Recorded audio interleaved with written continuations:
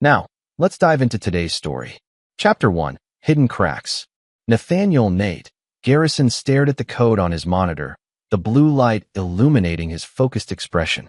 At 35, he had the weathered look of someone who had fought his way up from nothing. Raised in a trailer park in Nevada by a single mother who worked 3 jobs, Nate had clawed his way through community college and then earned a scholarship to MIT, where his brilliant mind flourished. The headquarters of Drake Technologies hummed around him. As a senior developer, Nate was respected but not celebrated, exactly how he preferred it. His colleagues saw only what he allowed them to see, a quiet, competent programmer who kept to himself. None of them knew about his side projects or the patents he'd been quietly accumulating. Still here, Garrison? Maxwell Drake, the company founder, stopped by Nate's cubicle. Your wife called the front desk. Something about dinner reservations. Nate checked his watch and cursed under his breath. Thanks, Max lost track of time. That woman's too good for you, Drake joked, though there was an edge to his voice that Nate had learned to recognize. Maxwell had made his interest in Virginia clear from the day Nate had brought her to the company Christmas party 3 years ago. Don't I know it? Nate replied with a tight smile, shutting down his computer. Virginia Ginny Garrison, née Hollister, was waiting at La Maison, her perfectly manicured nails drumming against the white tablecloth when Nate arrived 20 minutes late. Let me guess, she said, not looking up from her phone. The algorithm was more interesting than dinner with your wife. I'm sorry, Jen. The Bellworth project deadline got moved up.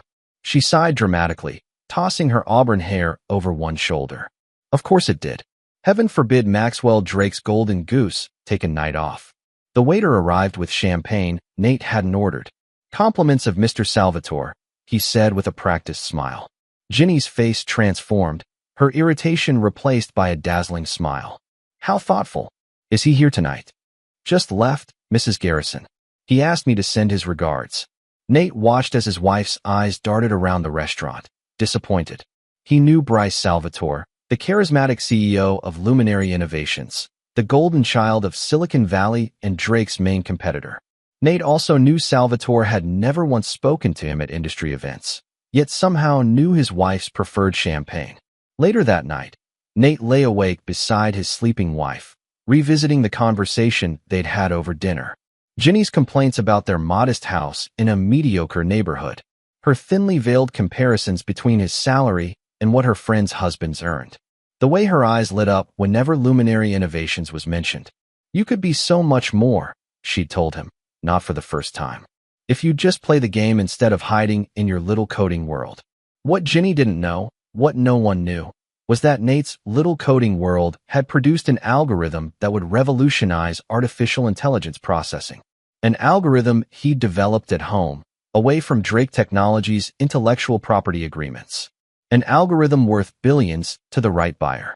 Nate's phone buzzed softly. A text from his old college roommate, Hudson Reed. Everything's in place. Paperwork tomorrow. You sure about this? Nate typed back one word, yes. He glanced at his sleeping wife, the woman who'd once believed in him, before she decided his ambitions weren't grand enough, his pace too slow, his background too common. He thought of the lingering glances she exchanged with Bryce Salvatore at industry parties, the late nights she claimed to be networking, the faint cologne on her clothes that wasn't his.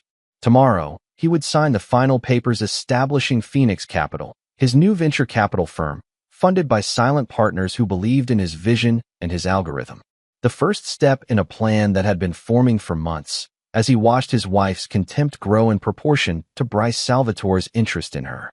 Chapter 2. The Gift.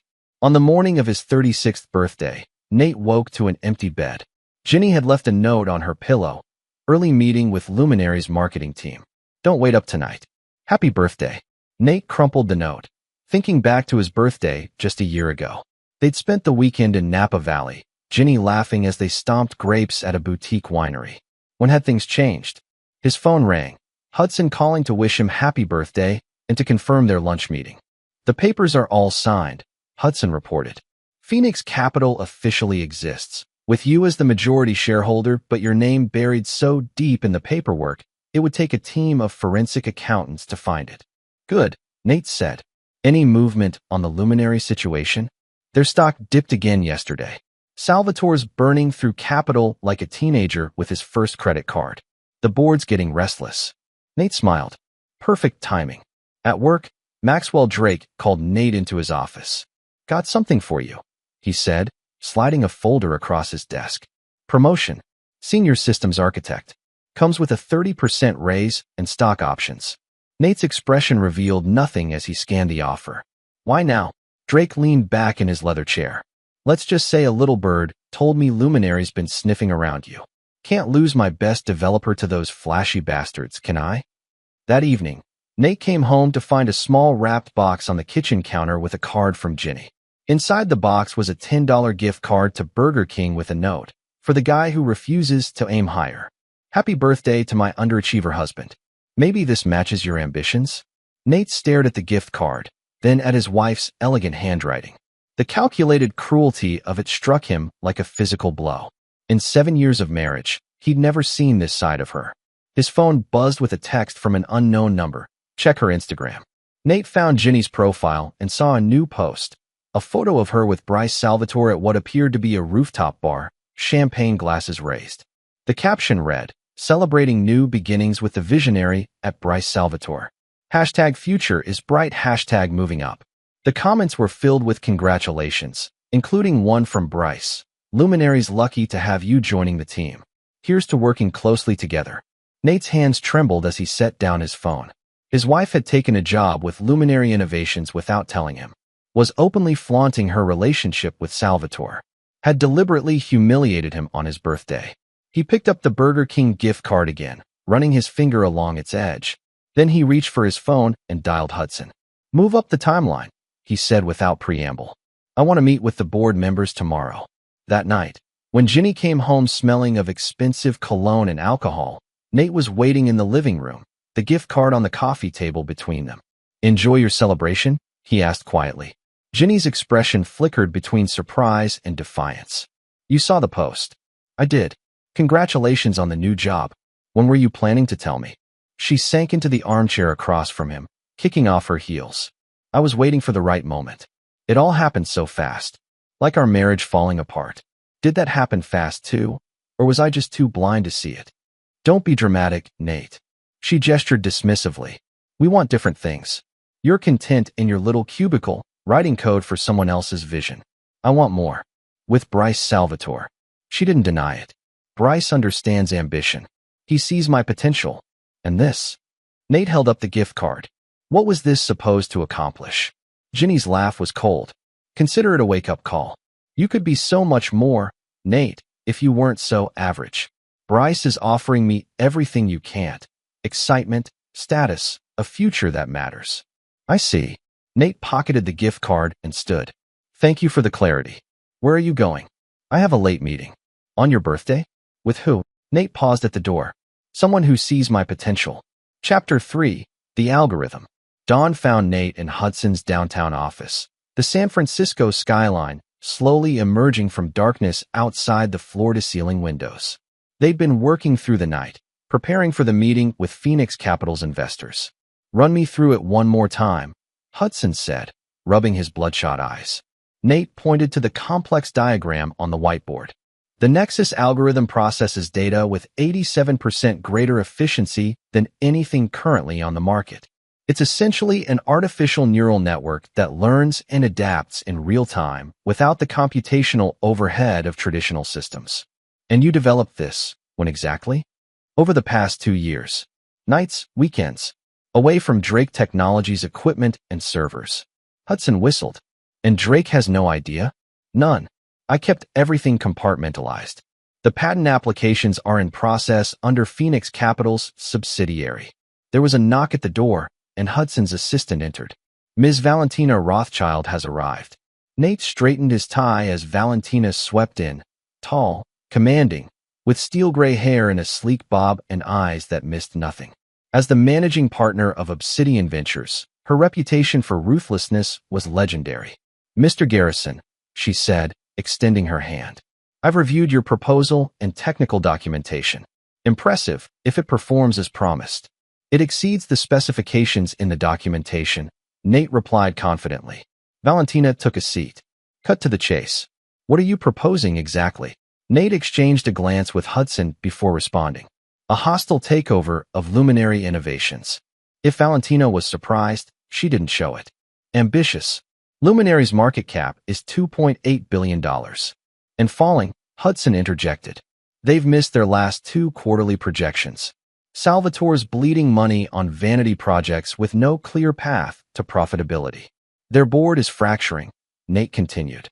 3 of their 7 directors are already looking for exits. With your backing and our technology, we can acquire controlling interest within 3 months. Valentina's lips curved slightly. And what's your personal stake in this, Mr. Garrison? Business is rarely this personal without motivation. Nate met her gaze steadily. Bryce Salvatore has taken something of mine. I'm simply returning the favor. Your wife. It wasn't a question. When Nate's expression hardened, Valentina actually laughed. Don't look so surprised. I do my homework. Virginia Garrison, née Hollister, recently appointed as Luminary's new marketing director. Quite a coincidence. Will that be a problem? Nate asked. Valentina studied him for a long moment. On the contrary, I find that personal motivation often leads to thorough results. But know this, I don't invest in revenge fantasies. I invest in sound business strategies. If those 2 happen to align in this case, all the better. For the next hour, they hammered out details. Phoenix Capital, backed by Obsidian Ventures, would begin quietly acquiring Luminary shares through various shell companies. Meanwhile, Nate's Nexus algorithm would be positioned for strategic partnerships that would drive down Luminary's value while enhancing Phoenix's portfolio. As Valentina prepared to leave, she paused at the door. One last thing, Mr. Garrison. When this is over, what exactly do you plan to do with Salvatore? Nate's expression remained neutral. Business is business, Ms. Rothschild. Nothing personal.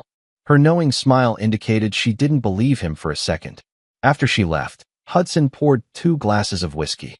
You just lied to one of the most dangerous venture capitalists in Silicon Valley. No, Nate corrected, accepting the drink. I just omitted certain operational details.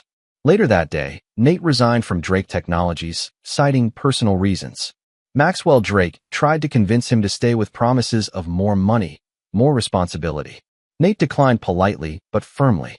That evening, when Ginny finally came home, Nate was packing a suitcase. Where are you going? She demanded, watching him fold shirts with military precision. I resigned today.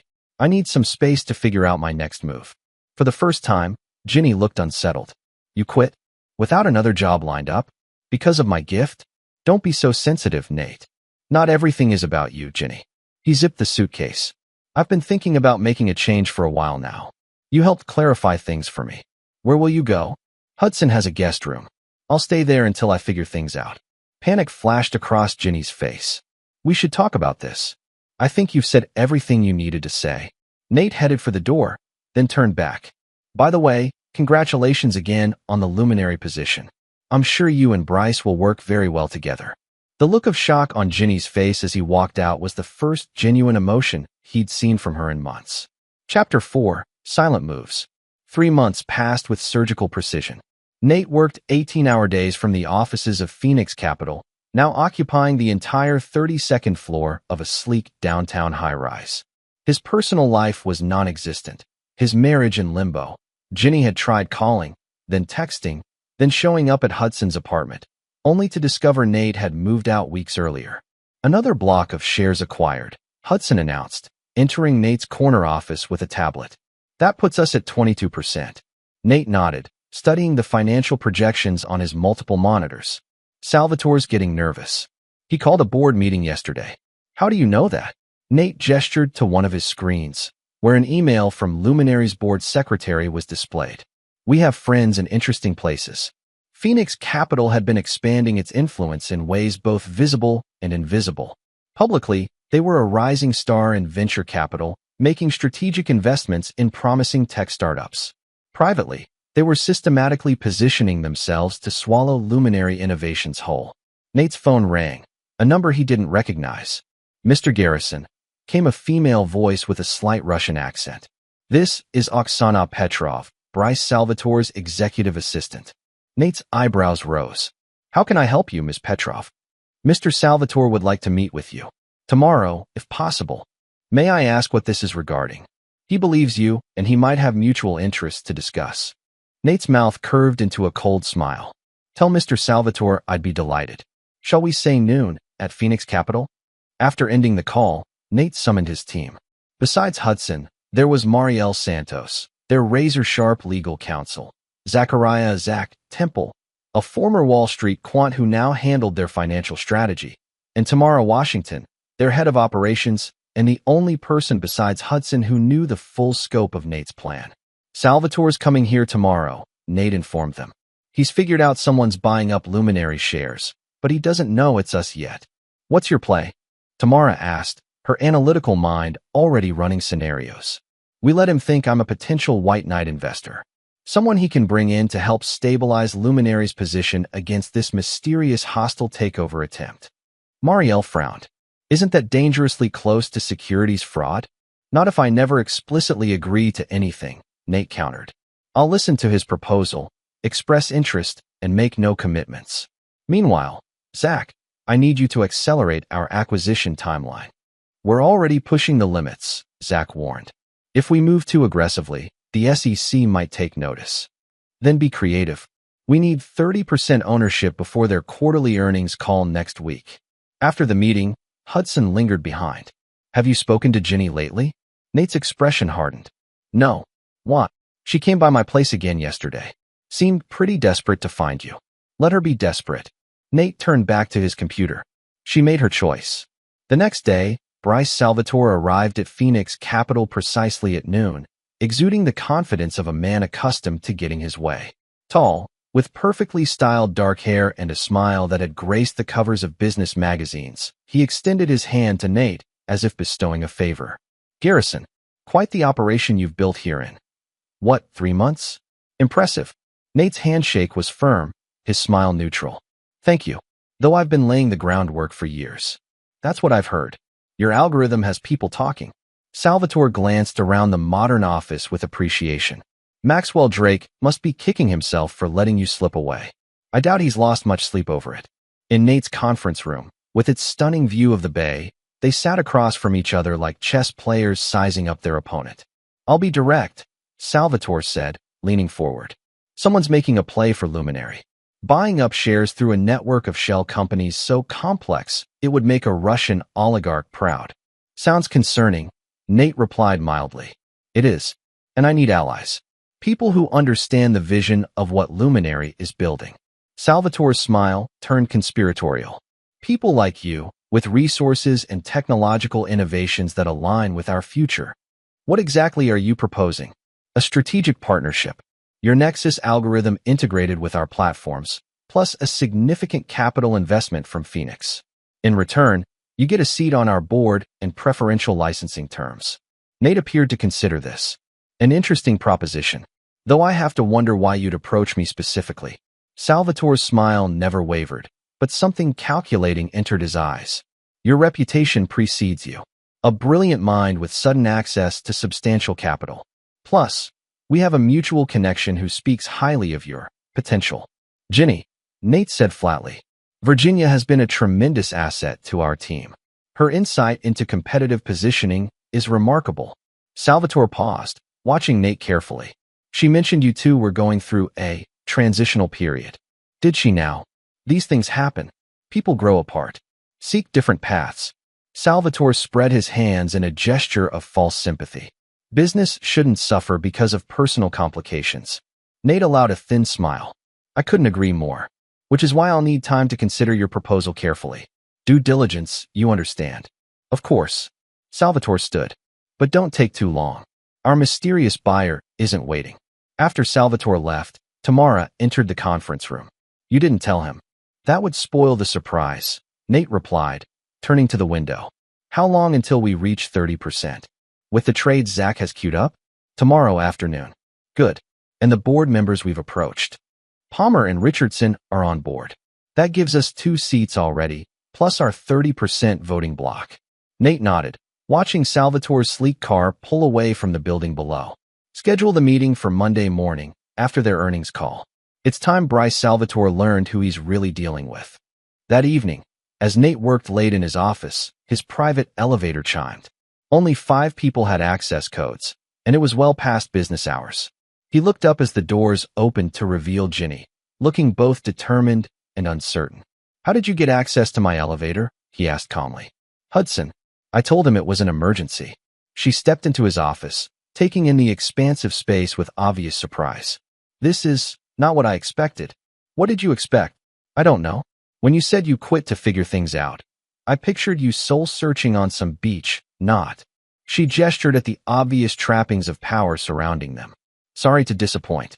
Nate leaned back in his chair. "What do you want, Ginny?"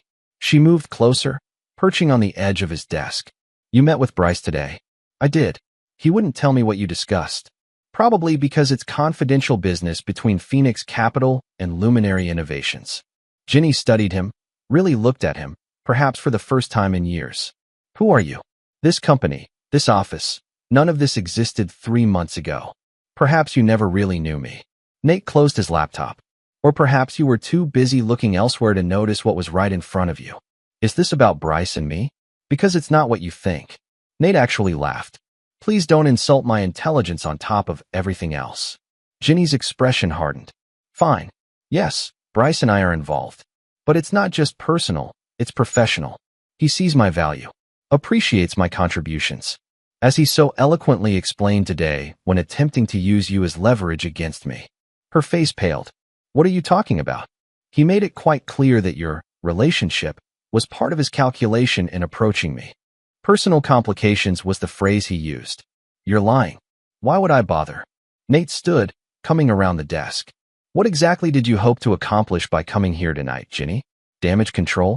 Information gathering for your lover? Or were you just curious about the husband you discarded?" Tears welled in her eyes. Whether genuine or calculated, Nate couldn't tell anymore. "I made a mistake. The gift card, the things I said. I was frustrated and unhappy. So unhappy you jumped into bed with my competitor." "It wasn't like that. It just happened." "Things don't just happen, Ginny. We make choices." Nate walked to the elevator and pressed the call button. "You made yours. Now I'm making mine." "What does that mean?" "Nate, what are you planning?" The elevator doors opened. "You'll find out soon enough. Give Bryce my regards." Chapter 5, Boardroom Coup. Monday morning arrived with a media frenzy. Luminary's quarterly earnings had been released, disappointing the market for the 3rd consecutive quarter. Their stock plummeted 17% in pre-market trading, with analysts questioning Salvatore's leadership and strategic vision. In the chaos, few noticed the SEC filing that revealed Phoenix Capital had acquired 34% of Luminary's outstanding shares, making them the largest shareholder by a significant margin. By the time the business press caught on, Nate was already walking into Luminary's headquarters for the emergency board meeting that had been called. The security guard at the front desk looked confused when Nate presented his ID. "I don't have you on the visitor list, Mr. Garrison." "Check again," Nate suggested. "I believe Ms. Rothschild from Obsidian Ventures added me this morning." After a phone call, the guard reluctantly issued a visitor badge. As Nate waited for the elevator, he spotted Ginny crossing the lobby with a group of marketing executives. She froze when she saw him, excusing herself from her colleagues. "What are you doing here?" she hissed, approaching him. "Board meeting," Nate replied casually. "You're not on the board." The elevator arrived, and Nate stepped inside. "Not yet." Ginny followed him, waiting until the doors closed before speaking again. "Whatever game you're playing, it won't work. Bryce has this under control." "Does he?"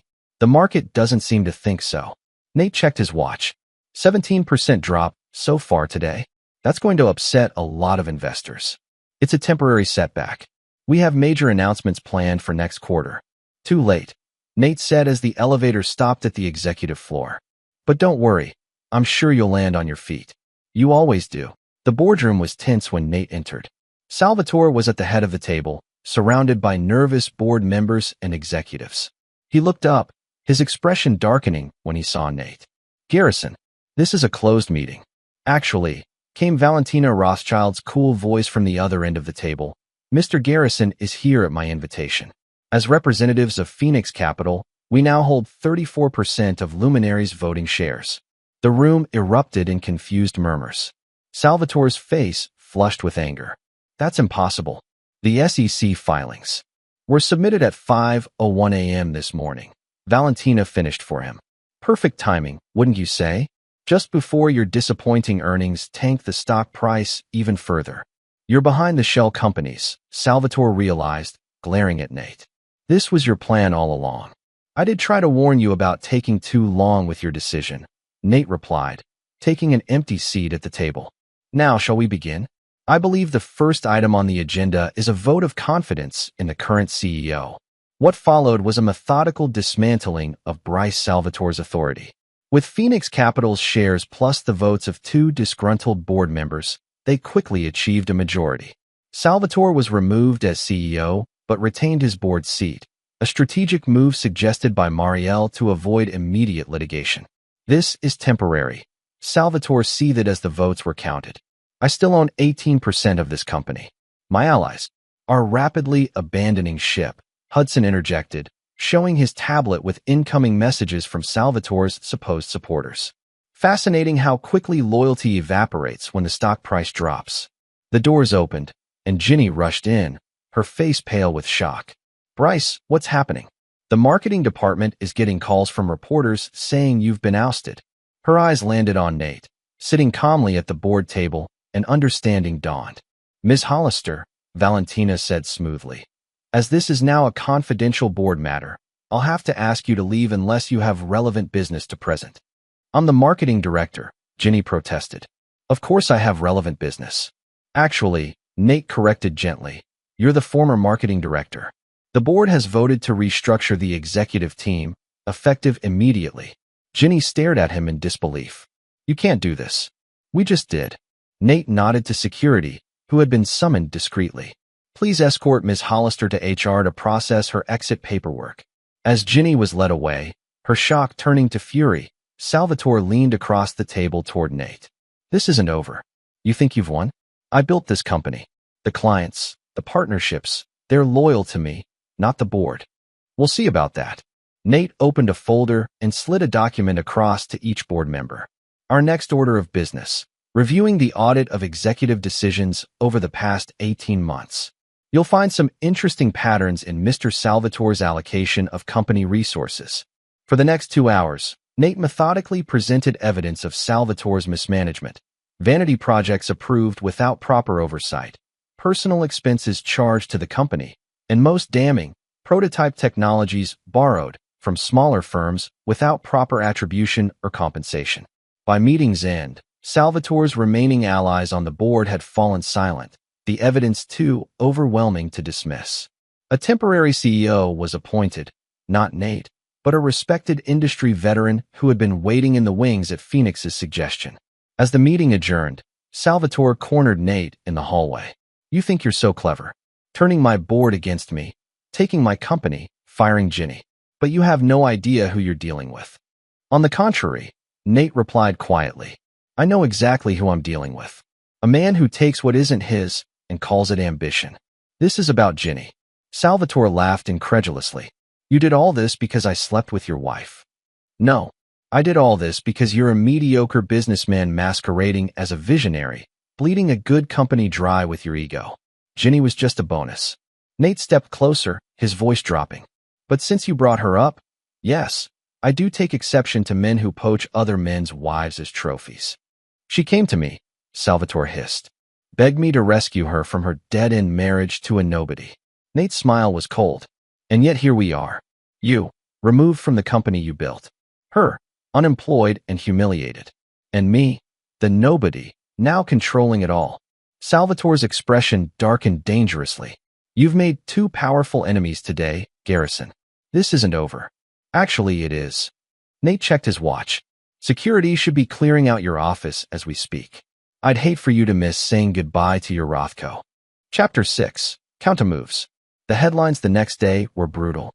Luminary CEO ousted in boardroom coup, Salvatore out. Stock rebounds on news of new leadership, Phoenix Capital. Silicon Valley's new kingmaker. Nate read them from his new temporary office at Luminary. Not the CEO's suite, but a modest space near the boardroom, where he could monitor the transition while maintaining his position at Phoenix Capital. His phone hadn't stopped ringing since the news broke. Former colleagues, potential investors, journalists seeking exclusive interviews. He ignored them all, focusing instead on stabilizing Luminary's operations and integrating his Nexus algorithm into their existing technologies. What he couldn't ignore was the formal notice from Ginny's lawyer, delivered by courier that afternoon. She was filing for divorce and seeking 50% of his recently acquired assets, citing her substantial contribution to his career advancement. Hudson whistled when Nate showed him the filing. She's got nerve, I'll give her that. She's desperate, Nate corrected. And she's being advised by Salvatore. How do you know? The law firm, Preston and Willis. They represent Salvatore in all his personal matters. Hudson frowned. This could get messy, Nate, if she starts digging into how quickly Phoenix Capital came together. Let her dig. Everything we did was legal, if aggressive. Nate set the papers aside. Besides, I've been preparing for this contingency. Later that evening, Nate returned to the house he'd shared with Ginny, the modest home she'd complained about so often. He found her in the kitchen, a glass of wine in hand, looking both surprised and wary at his appearance. Come to gloat? She asked, taking a sip. Just picking up some things. Nate set his briefcase on the counter and began gathering mail addressed to him. Your precious algorithm, Ginny said suddenly. That's what this was all about, wasn't it? You had it all along, even when I was belittling you for your lack of ambition. Among other things. Why didn't you tell me? We could have built something together. Nate looked at her incredulously. Would that have mattered to you 3 months ago? Or would you still have been seduced by Salvatore's flash and empty promises? You never gave me the chance to choose. That's where you're wrong, Ginny.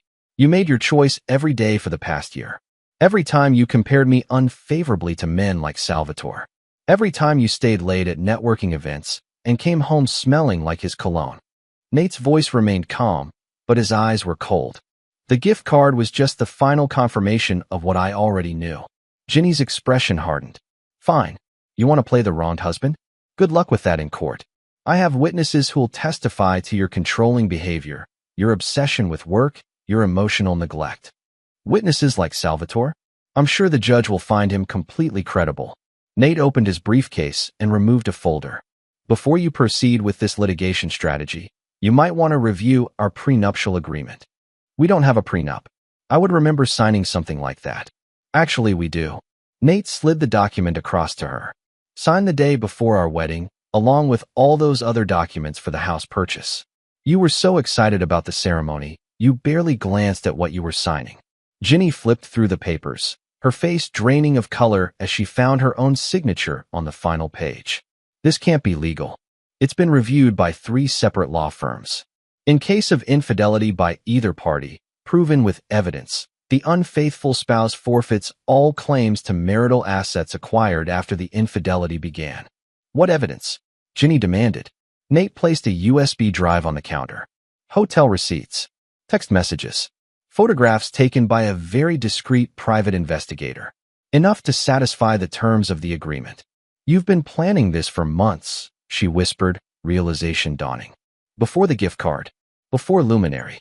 Let's call it contingency planning. Nate gathered his belongings. You have 2 options.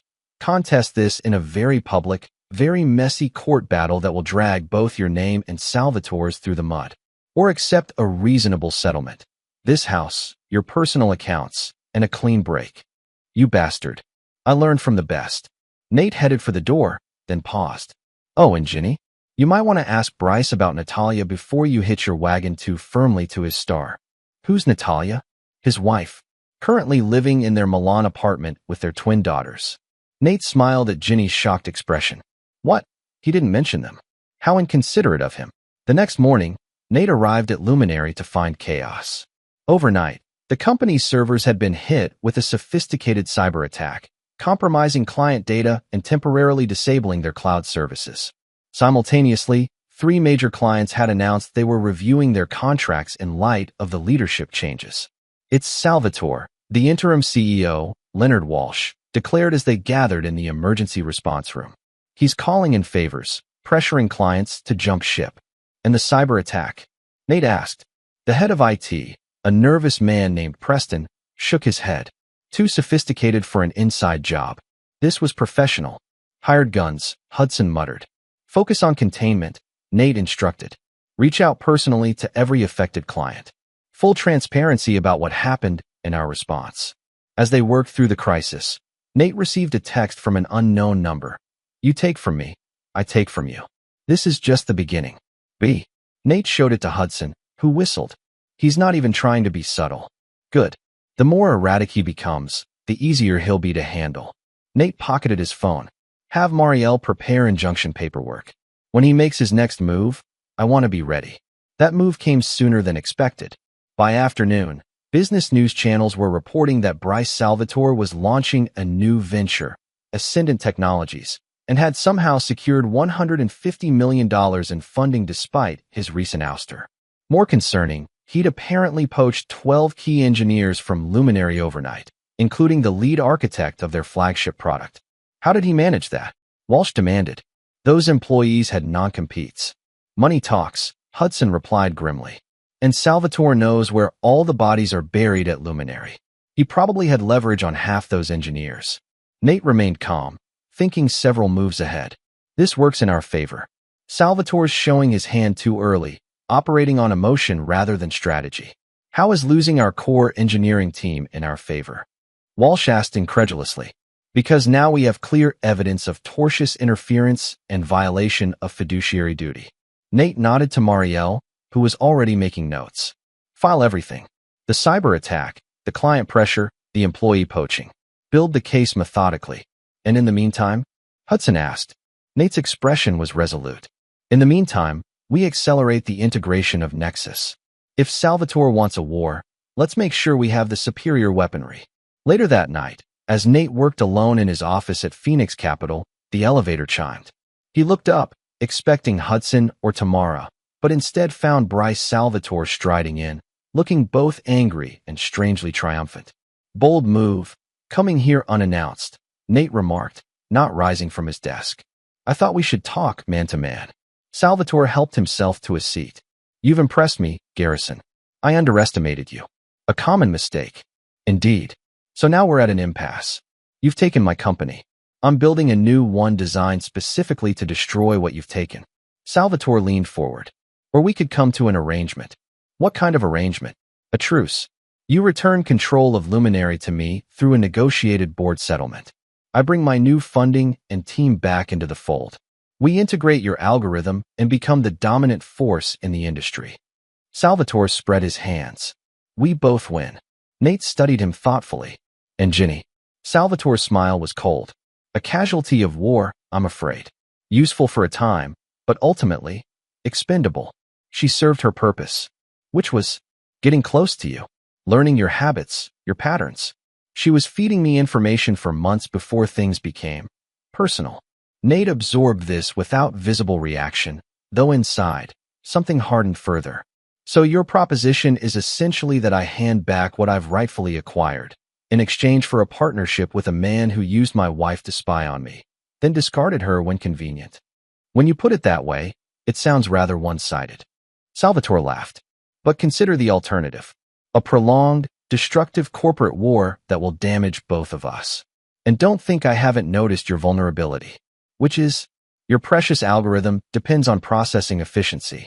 But Ascendant now has the engineers who built Luminary's infrastructure, the very infrastructure you're trying to integrate with. They know all the weaknesses, the shortcuts, the places where your system will fail. Nate allowed himself a small smile. You really should have done more due diligence on those engineers before poaching them. Salvatore's confidence wavered slightly. What do you mean? 3 of your new hires were already working with us. The other 9 have serious vulnerabilities in their personal and professional histories that made them susceptible to pressure. Nate opened his laptop, turning it to show surveillance photos of the engineers meeting covertly with Tamara. You were so focused on hurting me that you didn't bother to verify their loyalty to you. For the first time, Salvatore looked uncertain. You're bluffing. Am I? Nate closed the laptop. Tomorrow morning, you'll receive evidence of the cyber attack being traced back to contractors hired through intermediaries connected to you. Simultaneously, the engineers you poached will discover their access to Ascendant's systems revoked, their signing bonuses returned, and their employment terminated. You can't do that. I already have. The only question is what happens next.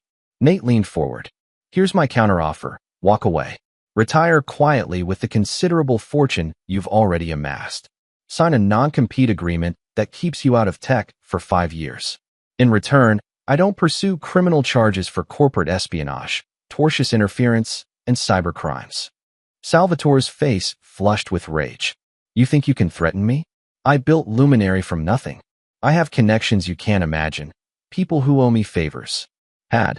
Nate corrected calmly. Past tense. Your stock is falling, Bryce, in every sense of the word. Those connections are distancing themselves as we speak. The favors are drying up. By this time tomorrow, you'll be toxic in Silicon Valley.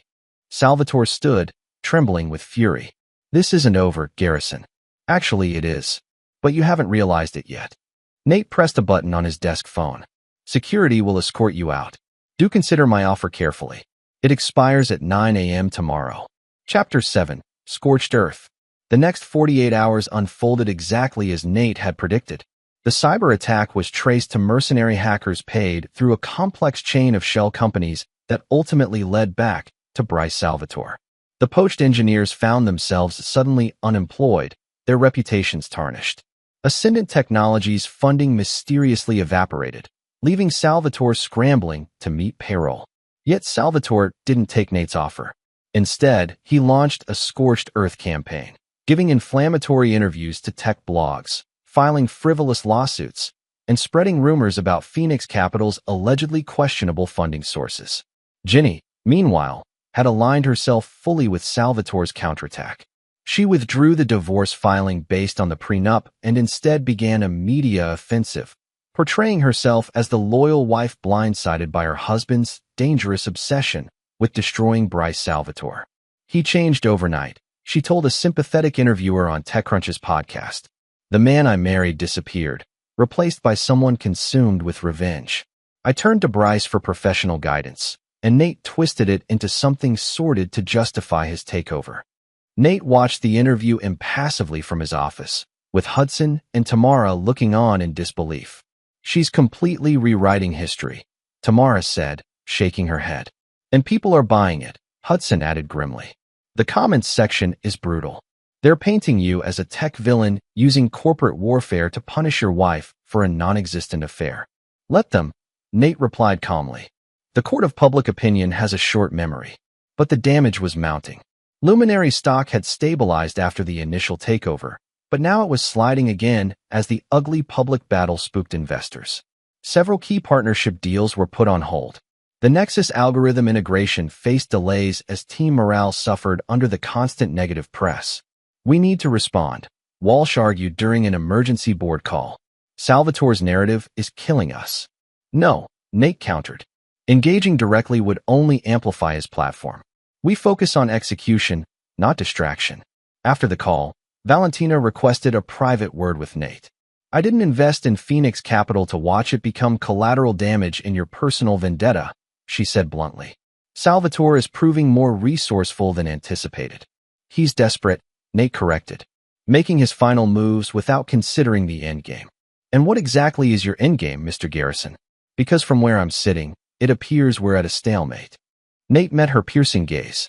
A cornered opponent is predictable, Ms. Rothschild. I've been waiting for Salvatore to exhaust his conventional options before he resorts to his true nature. Which is criminal, Nate said simply. He's always skirted the edge of legality in his business dealings.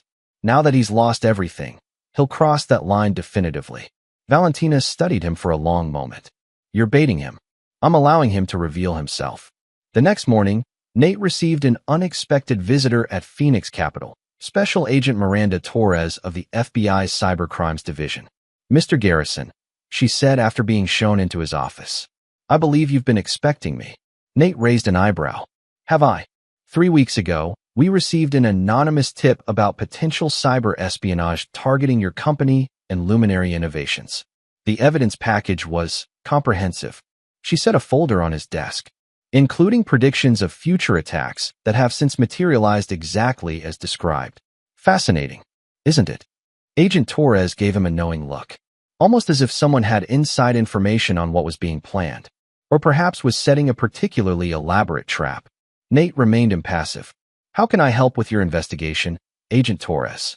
We've traced the latest cyber attacks to a group based in Eastern Europe, but their funding came through a network of offshore accounts. We believe Mr. Salvatore is the ultimate source, but we need more evidence to make the case. And you think I might have such evidence? I think you've been 3 steps ahead of everyone from the beginning. Torres leaned forward slightly. Including us. Nate considered his options, then opened a drawer and removed a USB drive. This contains communications between Salvatore and the hackers, routed through intermediaries. The encryption was challenging, but not impossible to break. How did you obtain this? Legally, Nate assured her. Salvatore used luminary resources to coordinate the attacks. As a board member with oversight responsibility, I had authority to review suspicious network traffic. Torres took the drive, looking skeptical but intrigued. This isn't just about corporate warfare for you, is it, Mr. Garrison? I believe in consequences, Agent Torres. Some people think their wealth and connections place them above the law. Nate's eyes hardened slightly. I disagree. After Torres left, Hudson entered, looking concerned. FBI? That's playing with fire, Nate. Calculated risk. Torres has been building a case against cyber mercenaries for months. I simply helped connect some dots. And Salvatore? Will react exactly as expected when he learns of the FBI's interest. Nate checked his watch. Speaking of which, we should prepare for his next move. It should come within the next 12 hours. That evening, as Nate worked late, his private security detail alerted him to a situation at his apartment building.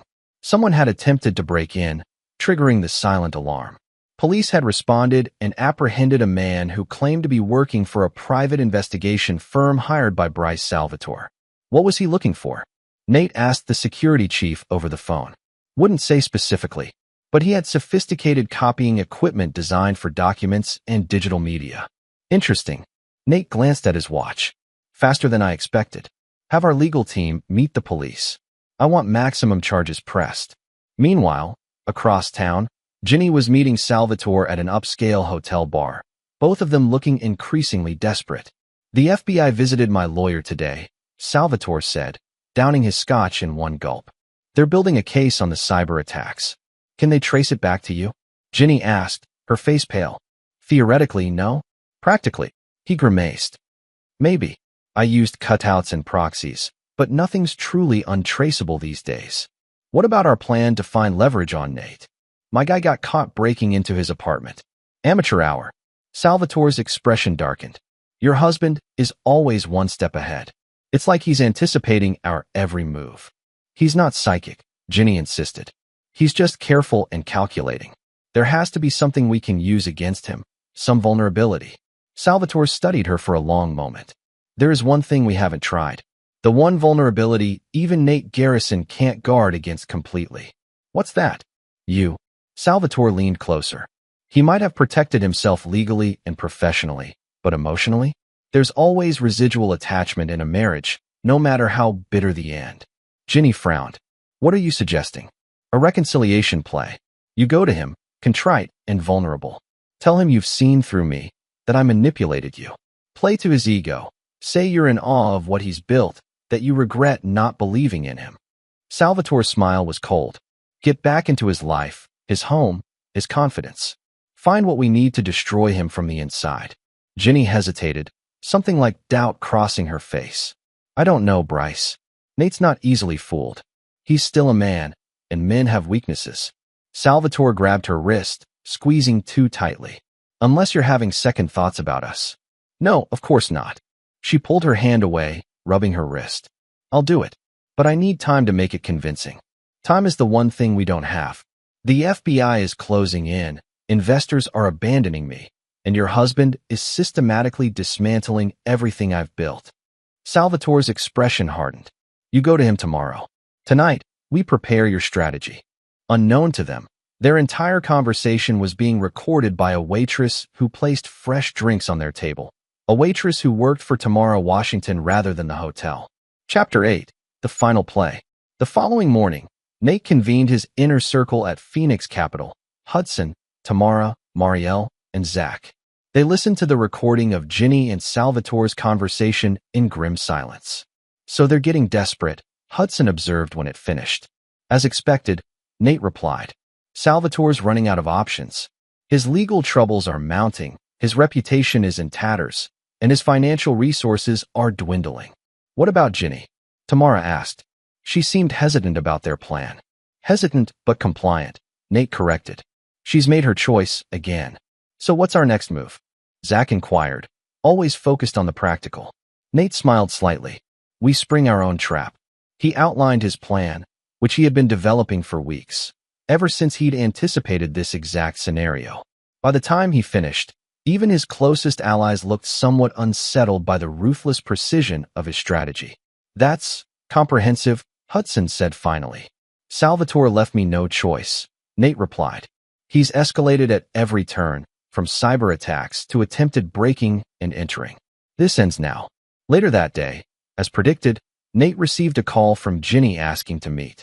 Her voice was tearful, contrite, a performance that might have been convincing had he not heard her plotting with Salvatore hours earlier.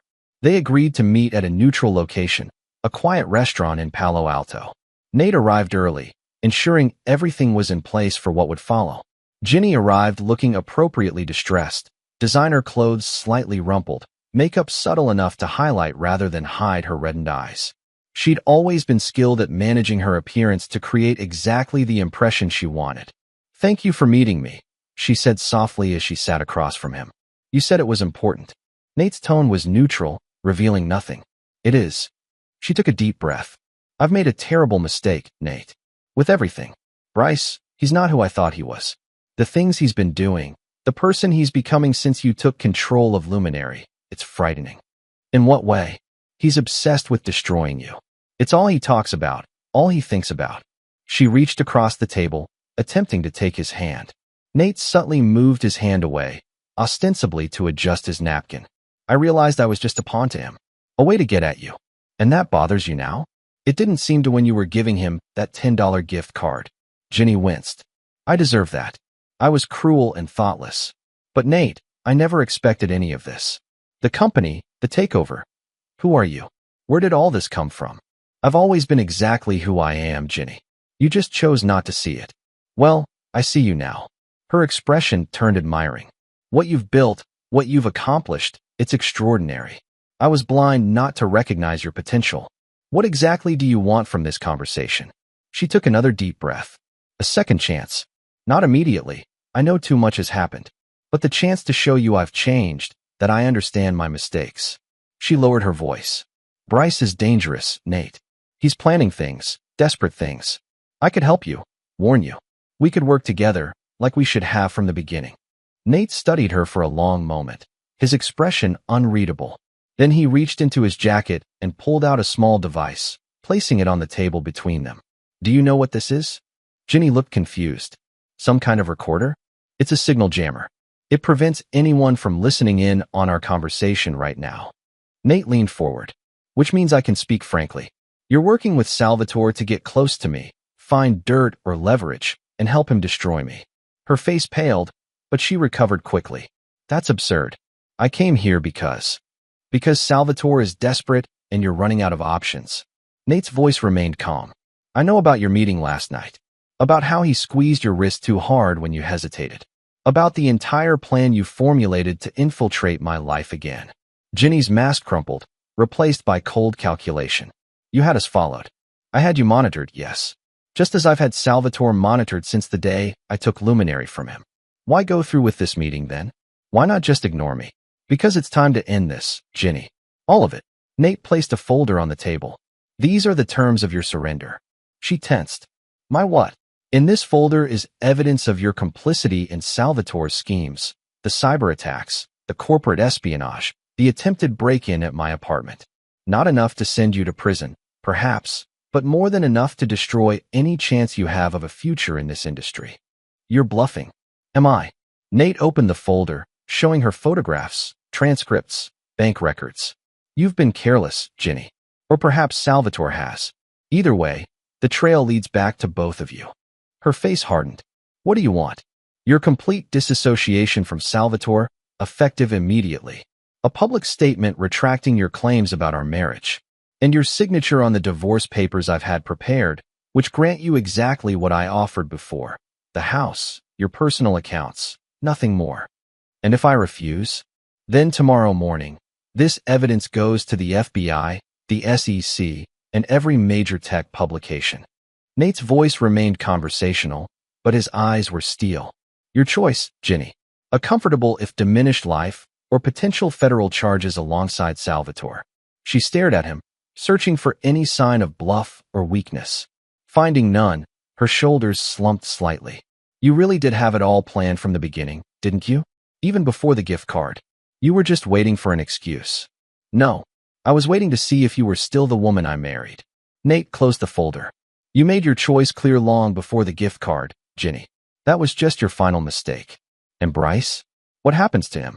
That depends entirely on his next move. Nate checked his watch, which should be happening right about now. Across town, Bryce Salvatore was being led out of his luxury condo in handcuffs. FBI agents, including Agent Torres, surrounding him as reporters gathered on the street below. Bryce Salvatore. Torres announced for the benefit of the cameras. You're under arrest for conspiracy to commit computer fraud, corporate espionage, and interstate transmission of threats. You have the right to remain silent. The evidence package Agent Torres had received that morning was comprehensive. Emails, financial transfers, recorded conversations, and testimony from the hackers themselves, who had chosen to cooperate rather than face lengthy prison sentences. Back at the restaurant, Nate showed Ginny the live stream of Salvatore's arrest on his phone. Her face drained of color as she realized the full extent of her miscalculation. You set him up. He set himself up, Nate corrected. I simply made sure his actions had consequences. Ginny stared at him as if seeing him for the first time. Who are you? I told you before. I'm exactly who I've always been. Nate placed a pen on the table beside the folder. Your decision, Ginny. Salvatore's path, or a clean break. She picked up the pen with trembling fingers. I never stood a chance, did I? You had every chance.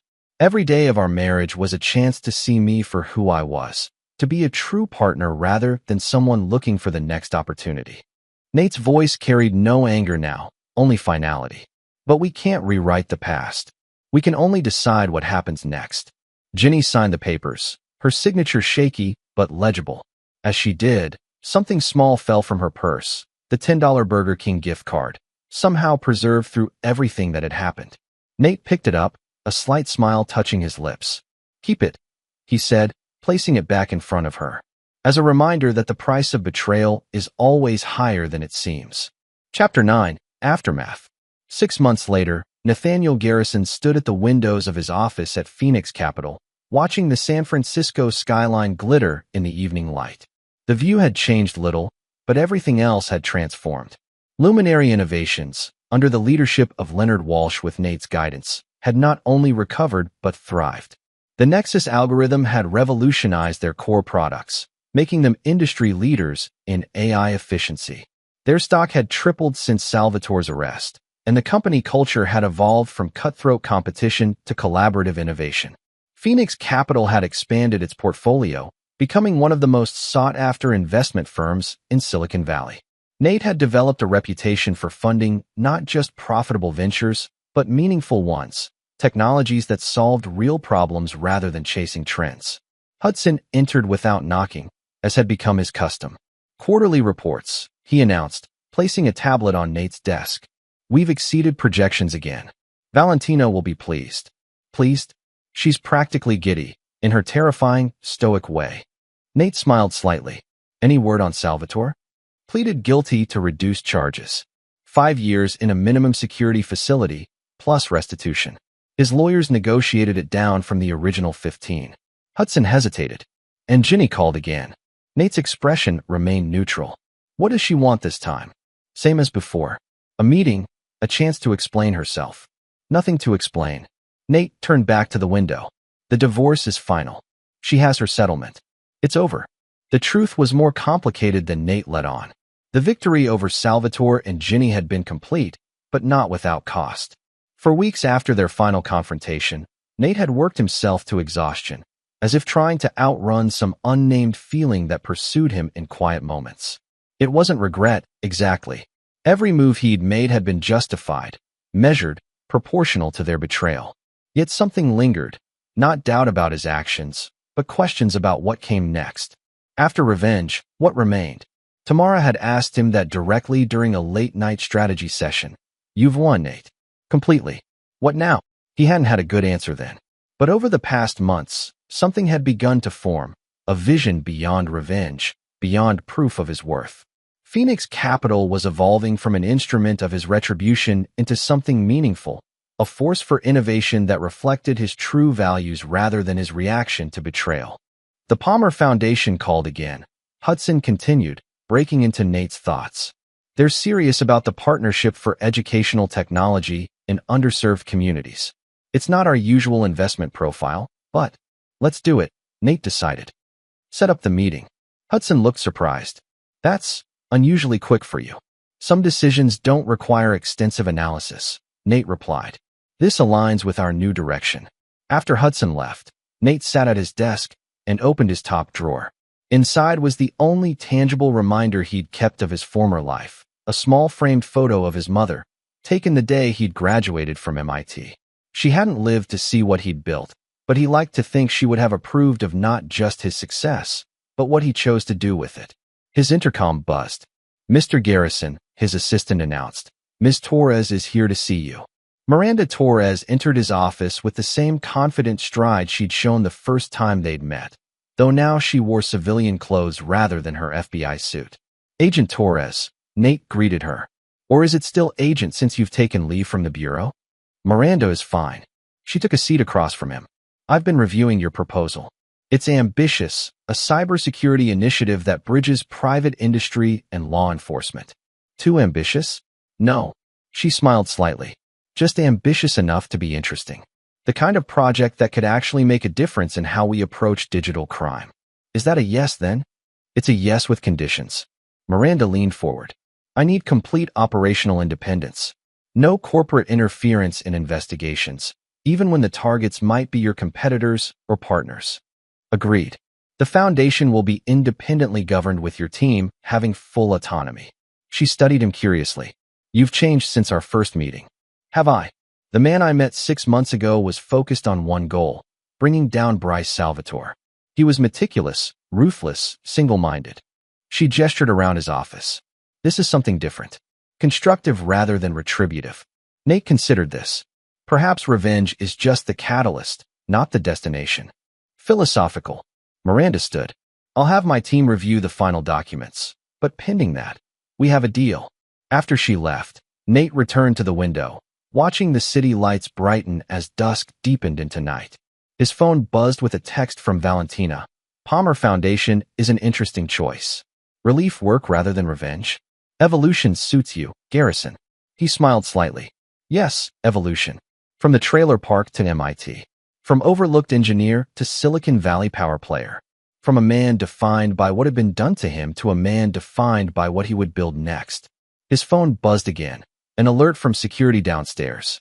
A visitor had arrived, one not on his calendar, but whose name was familiar, Maxwell Drake, his former boss. "Send him up," Nate instructed security. Minutes later, Drake stood in his office, looking both impressed and uncomfortable. "Garrison, quite a setup you've built here. What can I do for you, Max?" Drake shifted his weight. "I'll be direct. Drake Technologies is struggling. The Bellworth project you were working on before you left, we can't make it work without your input. Our stock is tanking. I'm here to ask for help." The irony wasn't lost on Nate. The man who had coveted his wife, who had undervalued his contributions for years, now stood before him essentially begging. "You want me to bail out Drake Technologies?" "Not bail out exactly. A strategic partnership. Your expertise, our infrastructure." A year ago, even 6 months ago, Nate might have savored this moment, might have engineered it specifically for the satisfaction of refusing Drake to his face. But now, he found that anticipated pleasure hollow. "Have your team send over the project files and financials. I'll have my people look at it." Nate's tone was professional, devoid of either malice or gloating. "If there's a viable path forward that benefits both companies, we'll explore it." Drake looked surprised at the lack of rejection. Just like that. Business is business. Mac's personal history doesn't factor into sound strategic decisions. After Drake left, Nate turned once more to the window. Below, a light rain had begun to fall, softening the hard edges of the city. In the reflection of the glass, he could see his office, his success, the tangible results of his calculated vengeance. But it was what he couldn't see that now interested him more. The path forward, the possibilities beyond the constraints of the past. The $10 gift card that had once symbolized his humiliation had become, in the end, just a footnote in a much larger story. His phone rang. Hudson again. The Miami team just reported in. The test deployment of Nexus in hurricane prediction models is showing unprecedented accuracy. They're calling it a breakthrough. Good, Nate replied. That's very good. And it was. Not because it added to his wealth or power, but because it mattered. Because it saved lives. Because it was building rather than breaking. Nate Garrison, who had orchestrated one of the most methodical corporate takedowns in Silicon Valley history, found himself smiling at a simple realization. The best revenge wasn't just success. It was purpose. Now, let's dive into today's story. Chapter 1. Foundations of Sand. Dominic Sawyer built things to last. From the skyscrapers that bore his company's name to the fortress-like mansion overlooking Lake Michigan, permanence was his signature. At 45, he had constructed an empire with the calloused hands that still remembered the feel of a carpenter's hammer, his father's trade before the bottle claimed him. Brick by brick, he would tell his project managers, there are no shortcuts to anything worth having. The irony wasn't lost on him that his marriage had become the one foundation he'd neglected to maintain. 15 years with Vanessa had slowly eroded from passionate partnership to cordial coexistence. She was still breathtaking at 38, the same golden-haired beauty who'd once worked as his administrative assistant before capturing both his attention and his guarded heart. Their relationship had been unexpected. Dominic, burned by a previous marriage that ended when his college sweetheart Allison left him for his former business partner, had sworn off serious relationships. But Vanessa's warmth had slowly melted his defenses. You can't punish every woman for what one did to you, she'd told him during their courtship. He regretted now how those words had persuaded him to trust again. Their anniversary was approaching, 15 years that felt increasingly hollow. The distance between them had grown in recent months. Vanessa's unexplained absences, the late nights, the sudden interest in fitness with a new personal trainer. The signs were there, but Dominic's demanding work schedule made it easy to ignore them. That morning, he had left their bed at dawn as usual, padding quietly to his home office while Vanessa slept off whatever had kept her out until midnight. A text notification lit up his phone. Francis Larson, his head of security. Need to talk. Found something during routine sweep. In person only. Francis had been with Dominic since the beginning, an ex-military man with unwavering loyalty. For him to send such a cryptic message meant trouble. 3 hours later, Francis sat across from Dominic in his downtown office, sliding a manila folder across the mahogany desk. Phone sweep picked up some unusual activity. Following protocol, we investigated further. Francis's face remained professionally neutral. I'm sorry, boss. Inside the folder were printouts of text messages between Vanessa and someone saved in her phone as PT. Miss you already. Tomorrow can't come soon enough. Same hotel. I'll bring the champagne. You bring that little black thing I like. He's leaving for Seattle on Thursday. 3 whole days. The text continued, each one a knife twisting deeper. Attached were surveillance photos showing Vanessa entering the Grand Riverside Hotel, followed 30 minutes later by a man Dominic recognized immediately. Preston Taylor, not just her personal trainer, but also the architectural consultant Dominic had personally hired for his company's new headquarters project. There's more, Francis said quietly. Financial records show she's been moving money from your joint accounts into a private one. Small amounts, but it adds up. Nearly $200,000 over the past year. Dominic's face betrayed nothing as he closed the folder. Years of high-stakes negotiations had perfected his poker face. Inside, something cold and calculating was awakening. Something he hadn't felt since clawing his way up from nothing. Thank you, Francis. Continue monitoring, but tell no one. What's your plan, boss? Dominic looked out at the Chicago skyline he had helped reshape.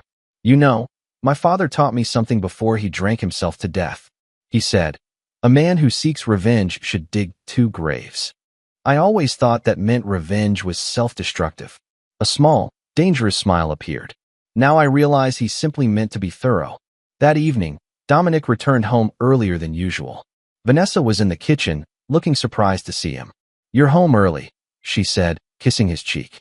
The scent of an unfamiliar cologne lingered faintly on her skin. Thought I'd surprise you. He smiled, playing the role of oblivious husband perfectly. Anniversary's coming up. 15 years deserves something special, don't you think? Absolutely. Her smile didn't reach her eyes. I've actually been planning something myself. Have you now? Dominic poured himself a bourbon. Can't wait. His phone rang. Vanessa's mother, Eleanor. Dominic, just calling to confirm you received the anniversary present I sent over yesterday. Present? I haven't seen anything, he replied, watching his wife's expression carefully. It was delivered to your office. A special bottle of that bourbon you like. Thought you and Vanessa might enjoy it together. After ending the call, Dominic noticed how Vanessa suddenly became engrossed in checking her phone. Your mother sent us something. Did you know about that? Oh, no, she didn't mention it, Vanessa replied too quickly. Probably wanted to surprise us both. Dominic nodded, mentally adding Eleanor to the growing list of people who had underestimated him. Something was brewing, and for the first time in months, he felt fully awake. I'm thinking of canceling my Seattle trip next week, he said casually. Some things require my personal attention here. The flash of panic in Vanessa's eyes was brief, but unmistakable. But that's your big meeting with the international investors, she said. You've been preparing for months. Some things are more important than business. He raised his glass to her. Like making sure what's mine stays mine. The double meaning hung in the air between them. Game on. Chapter 2. The dinner. 3 days before their anniversary, Dominic received a lavish gift basket at his office. It contained an expensive bottle of bourbon, artisanal cheeses, and a note. For my favorite son-in-law. The perfect pairing for the special anniversary dinner I've prepared. It's in your home refrigerator. With love, Eleanor. Dominic studied the bourbon bottle carefully.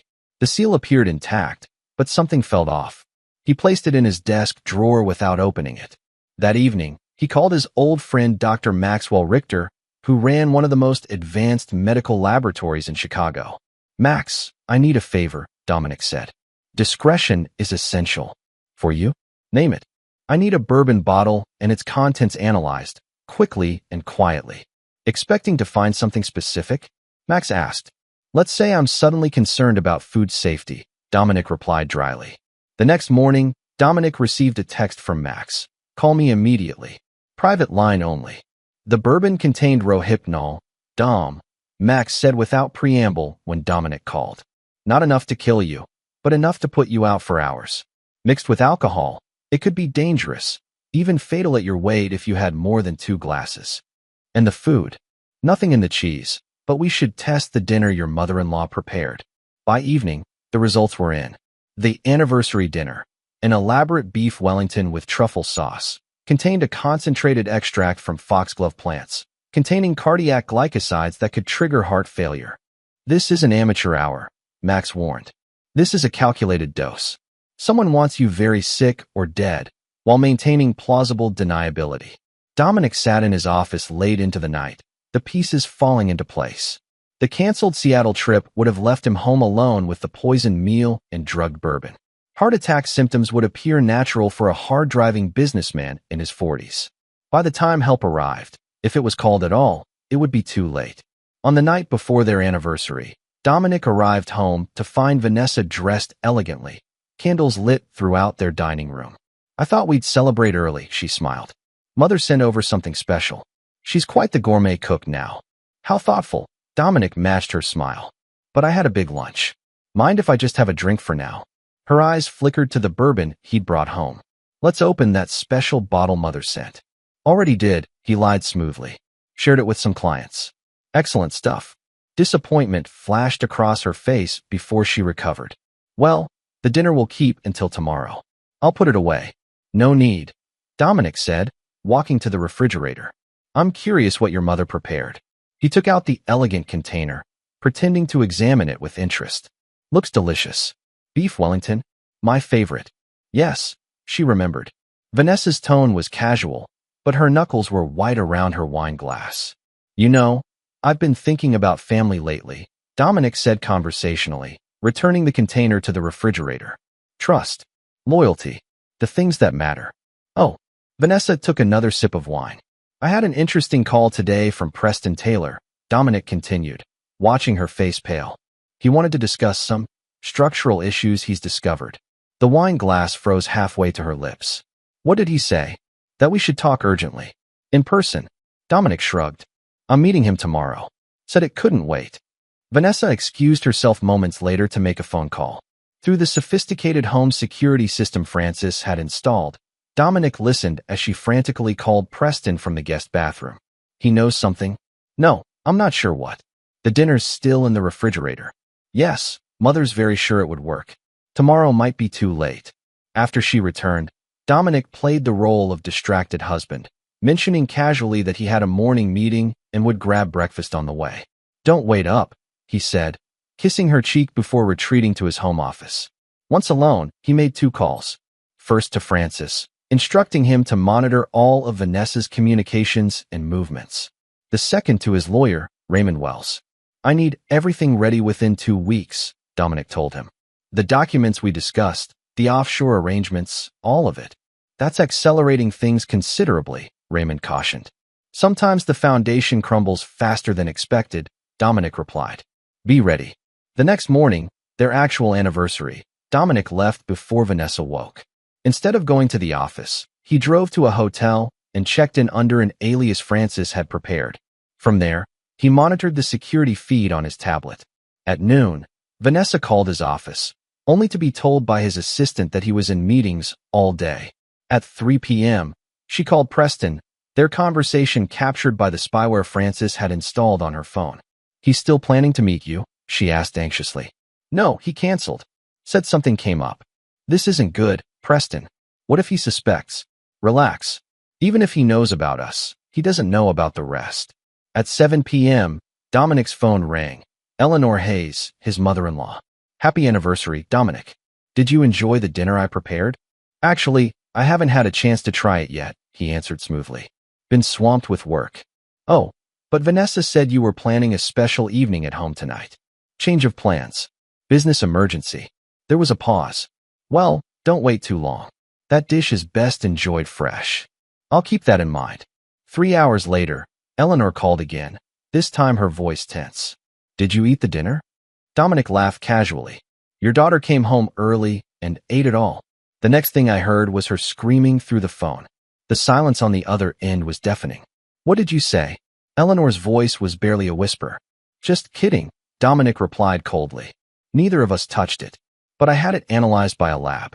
Interesting choice of ingredients, Eleanor. Digitalis can be tricky to dose correctly. He ended the call, watching through the security feed as Vanessa received a panic call from her mother. 20 minutes later, she was hurriedly packing a suitcase when Francis and 2 police officers entered the house. From his hotel room, Dominic watched the security footage as they arrested his wife for attempted murder. Phase 1 of his plan was complete, but this was just the beginning.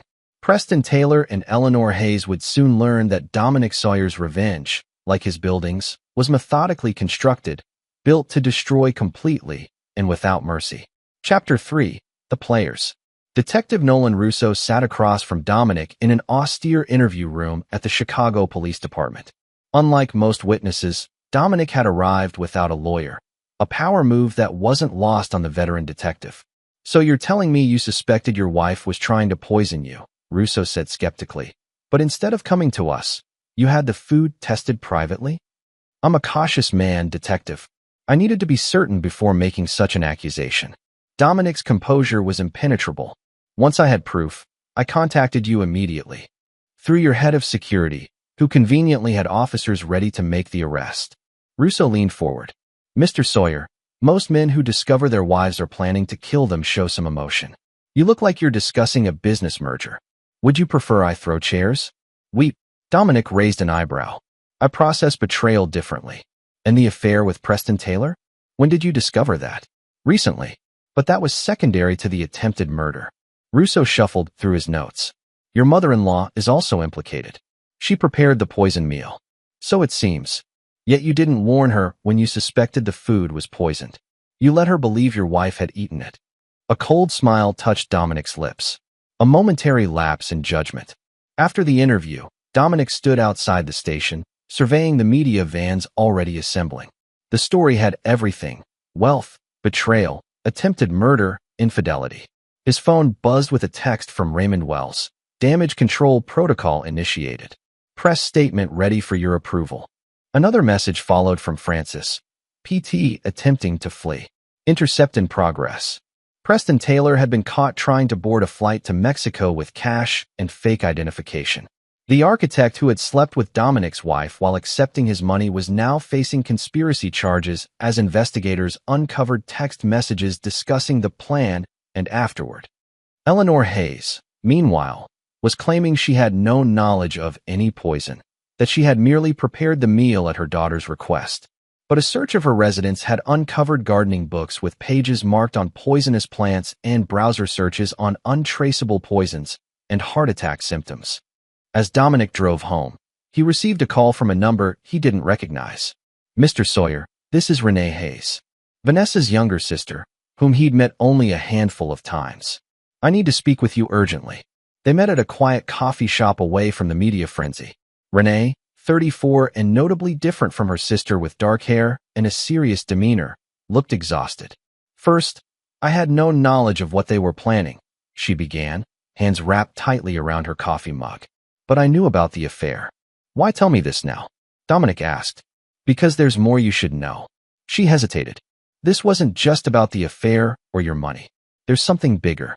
Renee explained that Preston Taylor wasn't just Vanessa's lover. He was connected to Boyd Mercer, Dominic's former business partner, and the man who had stolen his first wife. They've been planning this for years, Renee said. Vanessa was recruited. She approached you deliberately. The revelation hit Dominic like a physical blow. 15 years of his life.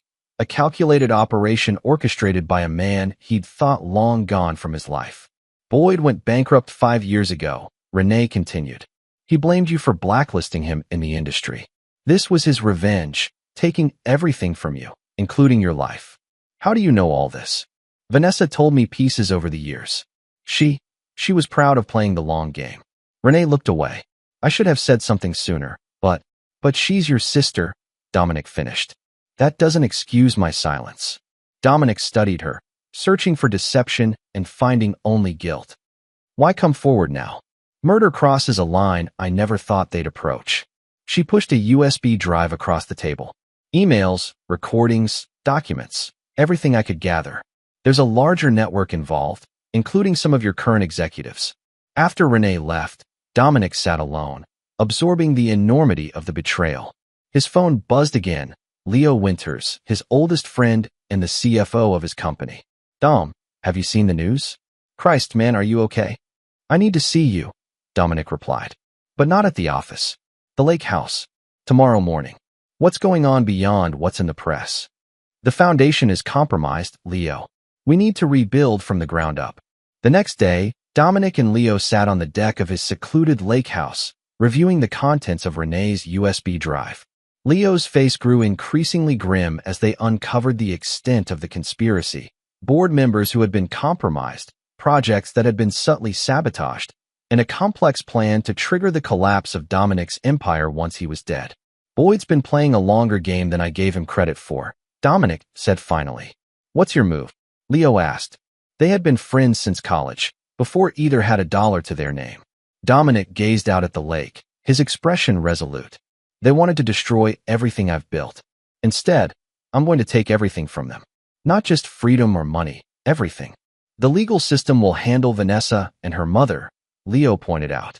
The legal system is just one battlefield, Dominic replied. I didn't get where I am by limiting my options.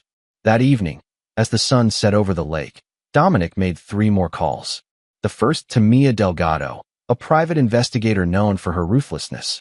I need everything on Boyd Mercer, Preston Taylor, and these 6 executives, he instructed. No limitations on methods. Double your usual fee.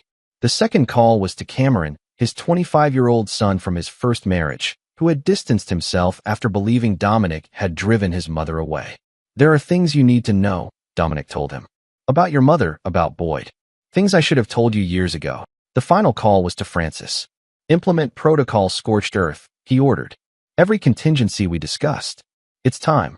As night fell, Dominic stood on the deck, looking at the same stars that had witnessed his rise from nothing. The boy who had watched his father destroy himself with alcohol and self-pity had sworn two things: to never depend on anyone, and to never show mercy to those who betrayed him. He had broken the first rule by trusting Vanessa. He would not break the second. Chapter 4. The Architect. Preston Taylor paced his cell, the reality of his situation finally sinking in. The high-priced attorney Boyd had promised hadn't materialized. Instead, a public defender had informed him that the evidence against him was substantial. Text messages discussing the aftermath of Dominic's death, his flight attempt, and $50,000 in cash with a fake passport. Mr. Taylor? A guard appeared. Your attorney is here. Hope surged until he saw an unfamiliar woman enter, sharp-featured with calculating eyes. I'm not your regular public defender, she said once they were alone. My name is Andrea Levine.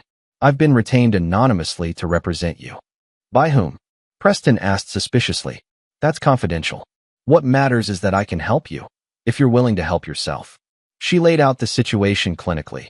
Preston faced up to 20 years for conspiracy to commit murder, wire fraud for his involvement in embezzling company funds, and various other charges. However, she had a deal to offer. My client is prepared to provide evidence that you were manipulated by Vanessa and Eleanor Hayes.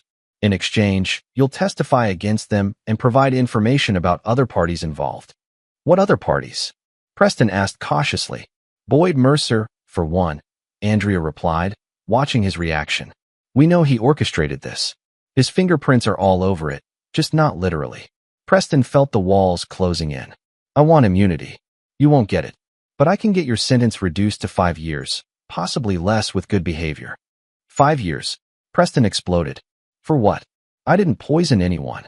No, you just slept with his wife while planning to profit from his death, Andrea countered coldly.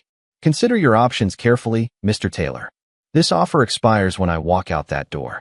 Meanwhile, across town, Dominic sat across from his son Cameron in an upscale restaurant's private dining room. The young man had his father's build, but his mother's features, a constant reminder of what Dominic had lost years ago. Why now? Cameron asked, the distance of years evident in his guarded posture. You've barely called since I graduated. Because you deserve the truth, Dominic replied, sliding a folder across the table. About your mother, about Boyd, about why I let you believe certain things. Cameron reluctantly opened the folder, his expression shifting from skepticism to shock as he reviewed the contents. Bank statements, emails, surveillance photos from years earlier showing his mother with Boyd long before the supposed affair was discovered. She was embezzling from the company for nearly 2 years before she left, Dominic explained quietly. Boyd wasn't just my business partner who stole my wife. They were working together from the beginning. Why didn't you tell me? You let me believe you drove her away with your work obsession. I blamed you for the divorce. You were 16. You adored your mother. Would knowing she was a thief and a liar have made your life better? Dominic's voice remained even. I chose to be the villain if it meant protecting you from the truth. Cameron stood abruptly. I need some air. He walked out, leaving Dominic alone with the untouched evidence. His phone buzzed, a text from Mia Delgado. Found the connection. BM is on the board of Meridian Capital. They're your anonymous investors for the Seattle project. The pieces were falling into place. Boyd had orchestrated a complex revenge. Get Dominic to commit to the massive Seattle development. Install Preston as the architect to compromise the project. Ensure Vanessa eliminated Dominic. Then have Meridian Capital pull funding, triggering a catastrophic collapse of Dominic's over-leveraged company. Dominic's phone rang again. Francis. Sir, we have movement. Boyd Mercer just booked a flight to Chicago for tomorrow. Perfect timing, Dominic replied. Make sure our friend at TSA flags him for the enhanced security experience. Later that evening, Andrea Levine called to confirm that Preston had accepted the deal. In exchange for testimony against Vanessa, Eleanor, and Boyd, he would receive a reduced sentence and placement in a minimum security facility. He also confirmed our suspicions about the Seattle project, Andrea added. The architectural plans Preston submitted have critical flaws that wouldn't be apparent until construction was well underway. The remediation costs would have bankrupted you. And Vanessa? Maintaining her innocence. Claims she knew nothing about the poison, that her mother acted alone. Dominic smiled coldly. Send her attorney the recordings from our home security system. The ones where she discusses the plan with her mother and Preston. Let's see how she pivots. As midnight approached, Dominic received an unexpected visitor at the lake house. Cameron. I talked to Mom, he said, stepping inside. Confronted her with what you showed me. And she didn't deny it. Said you deserved it for being controlling. Cameron's expression hardened. 15 years of letting me blame you. And she couldn't even take responsibility when confronted with proof. Dominic poured 2 drinks.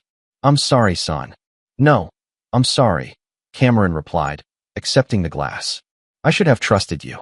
Should have at least heard your side. We can't change the past, Dominic said. But we can shape what happens next. Cameron studied his father. What exactly are you planning? Justice, Dominic answered simply. Would you like to help? The next morning, Boyd Mercer arrived at Chicago O'Hare, unaware that his every movement was being monitored. As planned, he was detained for a random additional screening, his luggage thoroughly searched, his electronics confiscated for security concerns. By the time he reached his hotel, he was furious, calling his attorney to complain about the treatment. The call was intercepted by Francis's team. It's deliberate harassment, Boyd fumed. Sawyer's behind this. We need to accelerate the timeline. The timeline is already compromised, his attorney warned. Preston has flipped. He's giving them everything. What? That's spineless. Boyd stopped himself. How bad? Bad enough that I'm advising you to return to New York immediately. We need to implement damage control. Too late. Boyd realized his hotel room door hadn't fully closed. It swung open to reveal Dominic Sawyer. Hello, Boyd, Dominic said pleasantly. It's been, 20 years? You can't be here, Boyd said, reaching for his phone. Actually, I can. I own this hotel. Dominic sat down uninvited. Let's catch up, shall we? You sleep with my first wife, steal half my company, spend 2 decades plotting my demise, recruit my second wife as your accomplice, and plan to destroy everything I've built. Did I miss anything? You've lost your mind, Boyd blustered. I'm calling security. By all means, Dominic gestured to the phone. Though they might find it odd that you're carrying $15,000 in cash and a burner phone with messages to a known fugitive. The TSA missed those in your laptop bag, but then they were instructed to focus on your checked luggage. Boyd sank into a chair. What do you want? To give you a choice, Dominic replied calmly. Option 1. You're arrested within the hour as investigators discover your connection to the murder plot. Your assets are frozen during the investigation. Your reputation is destroyed. Meridian Capital distances themselves to avoid the scandal. You lose everything. And option 2? Boyd asked, his composure cracking. You sign these papers. Dominic placed a document folder on the table. Transferring your Meridian shares to a holding company I control. You announce your retirement due to health concerns. You relocate permanently to your house in the Cayman Islands. You never contact anyone connected to me again. You're blackmailing me. I'm giving you more than you offered me, Dominic corrected. You plan to leave me dead. I'm letting you walk away with your life and freedom, if not your dignity. Boyd stared at the documents, then at his former partner. You've changed, Dom. No. Dominic stood to leave. I've remembered who I am. You have 1 hour to decide. Outside the hotel, Leo was waiting in the car. Did he take the bait? He will, Dominic replied confidently. Self-preservation is Boyd's defining trait. And if he doesn't sign? Dominic's expression hardened. Then we move to Plan B. And Boyd discovers what it really means to lose everything. Chapter 5. The Mother. Eleanor Hayes sat rigidly in the visitation room of the Cook County Jail, her designer outfit replaced by an orange jumpsuit that drained the color from her already pale face. Across from her sat Dominic, impeccably dressed and unervingly calm. You have some nerve showing up here, Eleanor hissed, glancing nervously at the guard standing by the door. I thought we should chat, mother-in-law to son-in-law, Dominic replied pleasantly. Clear the air about the anniversary dinner you prepared with such loving care. I don't know what Vanessa told you, but I had no idea. Let's not waste time with lies, Dominic cut her off, still smiling. The police found digitalis plants growing in your garden. Your internet search history includes untraceable poisons and heart attack symptoms. And most damning, there's a recording of you and Vanessa discussing the dosage. Eleanor's face hardened. Then why are you here? To gloat. I'm here to negotiate. Dominic leaned forward. You're facing attempted murder charges with compelling evidence. At your age, that's essentially a life sentence. What could you possibly offer me? A way out, Dominic replied. Your testimony against Boyd Mercer and his associates in exchange for a plea deal. Reduced charges, minimum security facility, possibility of parole in 7 years. Eleanor's eyes narrowed. Why would you help me after what I did?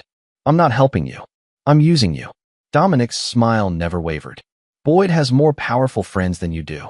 Your testimony helps ensure he doesn't escape justice. And Vanessa? My testimony would implicate my own daughter. She's already implicated herself, Dominic shrugged. The choice is yours, Eleanor. Die in prison, or have a chance at freedom while you still have some life left. After leaving the jail, Dominic met with District Attorney Maria Robertson, a sharp-minded prosecutor with political ambitions. Eleanor took the deal. Dominic informed her. Her attorney will contact your office this afternoon. You've gift-wrapped this case, Robertson observed. 3 conspirators turning on each other, meticulous evidence, high-profile defendants. If I didn't know better, I'd think you orchestrated the whole thing. Just a concerned citizen helping justice prevail, Dominic replied smoothly. And Boyd Mercer? You really think we can tie him directly to the murder plot? I think once Eleanor and Preston start talking, you'll find connections you didn't expect.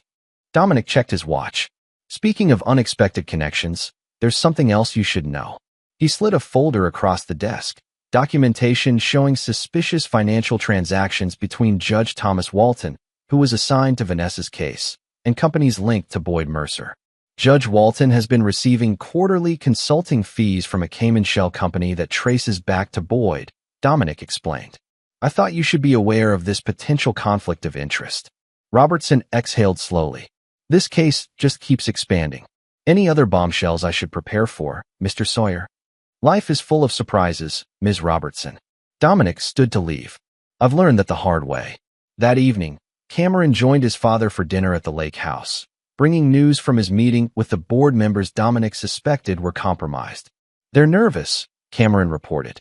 After Boyd transferred his Meridian shares and announced his health issues, they're scrambling to distance themselves. Davis and Wheeler have already tendered their resignations. And the others? Waiting to see which way the wind blows. Cameron took a sip of his drink. The Seattle project is officially on hold pending a full review of the architectural plans. The investors are standing firm thanks to the amendments you made to the agreement last month. Dominic nodded, pleased that his foresight was paying off. He had suspected something was amiss with the Seattle project and had quietly inserted clauses that prevented investors from withdrawing without significant penalties. There's something else, Cameron added hesitantly. Mom called me again. She wants to meet.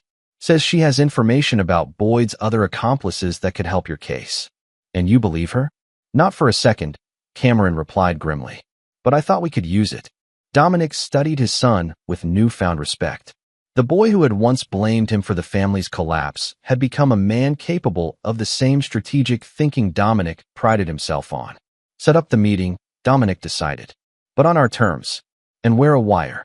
The next day brought another development, Renee Hayes requesting another meeting.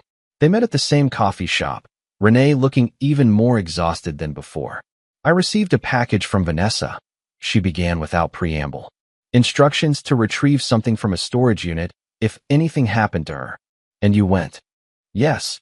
She placed a small external hard drive on the table.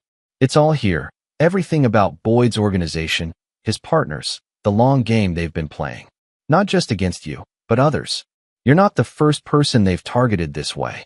Dominic picked up the drive. Why give this to me instead of the authorities? Because some of the people implicated have badges, Renee replied quietly. And because I know you'll make sure they pay. All of them. Including your sister and mother? Renee's eyes hardened. Especially them. Family doesn't try to murder family. As Renee left, Dominic received a call from Leo. Boyd signed the papers and booked a flight to Grand Cayman. He leaves tomorrow morning. Make sure he gets there safely, Dominic instructed. We need him to feel secure. And then we complete his education on the subject of loss. Later that night, Dominic reviewed the contents of Vanessa's hard drive with Mia Delgado. The information was more extensive than he'd anticipated. A criminal enterprise spanning decades, with Boyd at the center of a web that included judges, police officials, business leaders, and even a state senator. This is explosive, Mia whistled. The feds would have a field day with this. And that's exactly where it's going, Dominic confirmed. But carefully, selectively. Some of this information has more value held back than revealed. Insurance, Mia nodded understanding. Precisely. Dominic closed the laptop. Now, about Cameron's meeting with Allison tomorrow. I want every precaution in place. Already arranged, Mia assured him. If she tries anything, we'll know before she does. As midnight approached, Dominic stood on his balcony overlooking the city lights. Phase 2 of his plan was proceeding perfectly. The players were positioning themselves exactly as he'd anticipated, each betrayer unwittingly contributing to their own downfall. His phone buzzed with a text from Francis. Judge Walton has recused himself from the case. New judge assigned, Catherine Mills. Dominic smiled. Judge Mills was known for her absolute intolerance of corruption and her maximum sentencing for crimes involving breach of trust. Another piece falling perfectly into place. Tomorrow, Cameron would meet with Allison, extracting whatever information she was willing to trade in her desperate attempt to avoid being dragged down with Boyd. And then, as Boyd settled into his false sense of security in the Caymans, the final phase would begin. Brick by brick, Dominic murmured to himself. There are no shortcuts to proper revenge. Chapter 6. The Sun. Cameron Sawyer sat across from his mother at an upscale restaurant in downtown Chicago, studying the woman who had abandoned him a decade earlier. Allison Mercer, formerly Sawyer, still maintained her beauty through rigorous cosmetic intervention, but there was a brittle quality to her now, the hardness of someone who had sacrificed too much for appearance's sake. You look well, she offered, clearly uncomfortable under his scrutiny. So much like your father. Why the sudden interest in family reunions? Cameron asked coldly. It's been 3 years since you even bothered to call on my birthday. Things are complicated, Cameron. You're old enough now to understand that. I understand plenty, he replied. Like how you and Boyd embezzled from Dad's company before running off together. How you've been helping orchestrate attacks on his business for years. How you were complicit in a murder plot. Allison's composure cracked momentarily. He's poisoned you against me. Whatever he showed you. Bank records. Emails. Your own words, Mother. Cameron leaned forward. Did you think I wouldn't find out eventually? For a moment, genuine regret flickered across Allison's face. I never wanted to hurt you. You were the only good thing in that marriage. Save it, Cameron cut her off. Just tell me why you wanted this meeting. Allison glanced around nervously before sliding a USB drive across the table. Boyd doesn't know I have this. It's everything. The entire operation, everyone involved. Names, dates, accounts. I want immunity. Why turn on him now? After 20 years. Because he's cutting me loose, Allison admitted bitterly. Once Vanessa's plan failed, he transferred everything to offshore accounts I can't access. He's planning to disappear and leave me to take the fall. Cameron pocketed the drive. I'll pass this along, but I make no promises. There's something else you should know, Allison added hurriedly as he stood to leave. About your half-sister. Cameron froze. What half-sister? Boyd and I, we had a daughter. Zoe. She's 19 now. Allison's eyes pleaded for understanding. She knows nothing about any of this. She's innocent. The revelation hit Cameron like a physical blow. A sister he'd never known existed. Another secret, another lie. Where is she now? He managed to ask. Columbia University. Pre-law. A hint of genuine pride entered Allison's voice. She's brilliant, Cameron. And she doesn't deserve to suffer for our mistakes. Hours later, Cameron sat in Dominic's study, the USB drive connected to a secure computer as they reviewed its contents together. She wasn't lying about the information, Dominic observed. This fills in gaps even Vanessa's drive didn't cover. And Zoe? Cameron asked quietly. Did you know I had a half-sister? Dominic's expression softened slightly. I had suspicions. Boyd mentioned a daughter in a magazine interview years ago. The timing aligned with when Allison left. Why didn't you tell me? What purpose would it have served? Dominic asked. To know your mother had another child she chose to stay with? The truth of that assessment hung heavily between them. Cameron had spent years believing his father's driven nature had pushed his mother away. Learning she had simply traded up for a wealthier, more powerful man, and then had another child she didn't abandon, was a wound still raw. I want to meet her, Cameron said finally. Zoe. She deserves to know what's coming. Dominic studied his son for a long moment. Are you sure that's wise? No, Cameron admitted. But it's right. The next morning, As Boyd Mercer settled into his Cayman Islands mansion, believing he had escaped the consequences of his actions, Dominic initiated the next phase of his plan. First, an anonymous tip to the FBI led to raids on multiple locations associated with Boyd's enterprise, resulting in the arrest of 17 co-conspirators, including 2 judges and a police captain. The evidence provided, compiled from both Vanessa's and Allison's drives, was overwhelming. Simultaneously, the Securities and Exchange Commission froze all assets connected to Boyd's known accounts based on evidence of extensive fraud and money laundering. In the Caymans, Boyd received increasingly desperate phone calls from associates as his empire crumbled.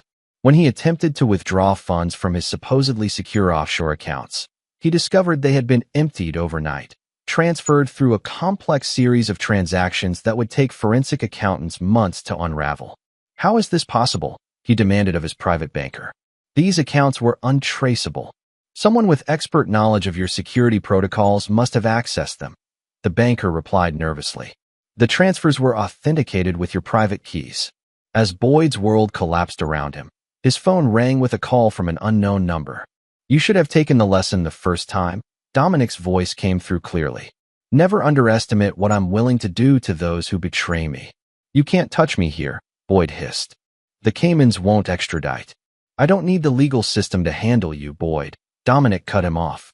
"Though I should mention that the Royal Cayman Police Service is currently en route to your location with a warrant based on evidence of local financial crimes.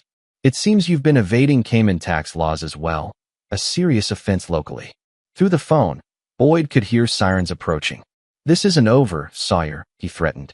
"Actually, it is," Dominic replied calmly. "Your money is gone. Your allies are being arrested or distancing themselves. Your wife has turned state's evidence against you. And your daughter. Leave Zoe out of this." Boyd's composure shattered. "Unlike you, I don't punish children for their parents' sins," Dominic said coldly. "Cameron is meeting with her now, explaining what her parents have done. She'll have a choice about her future, more than you gave my son when you stole his mother." The call ended as police pounded on Boyd's door.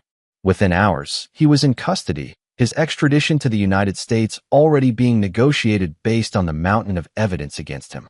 Meanwhile, in a coffee shop near Columbia University, Cameron sat across from a young woman with Allison's features, but Dominic's intense focus. Zoe Mercer, the half-sister he'd never known. "Why are you telling me all this?" she asked after listening silently to his explanation of their parents' crimes.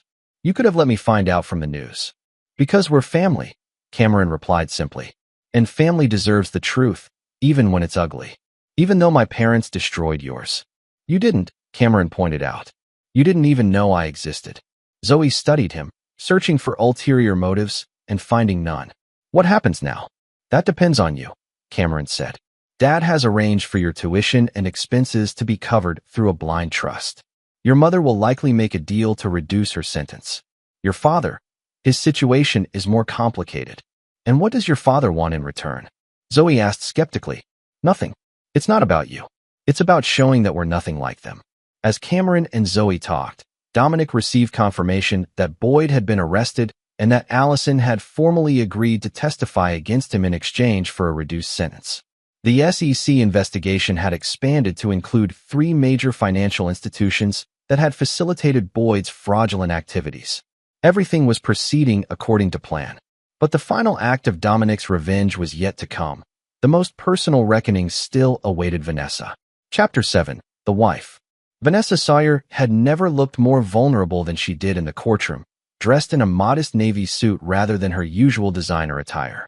Her attorney had advised the conservative look, an attempt to appear respectable and sympathetic to the jury. The strategy was failing miserably. From his seat in the gallery, Dominic watched impassively as Preston Taylor testified in excruciating detail about their affair and the murder plot. Preston described how Vanessa had approached him initially, how their relationship had evolved into conspiracy, and how she had coordinated with her mother to prepare the poisoned meal. She said it had to look natural, Preston testified. A heart attack that wouldn't raise suspicions.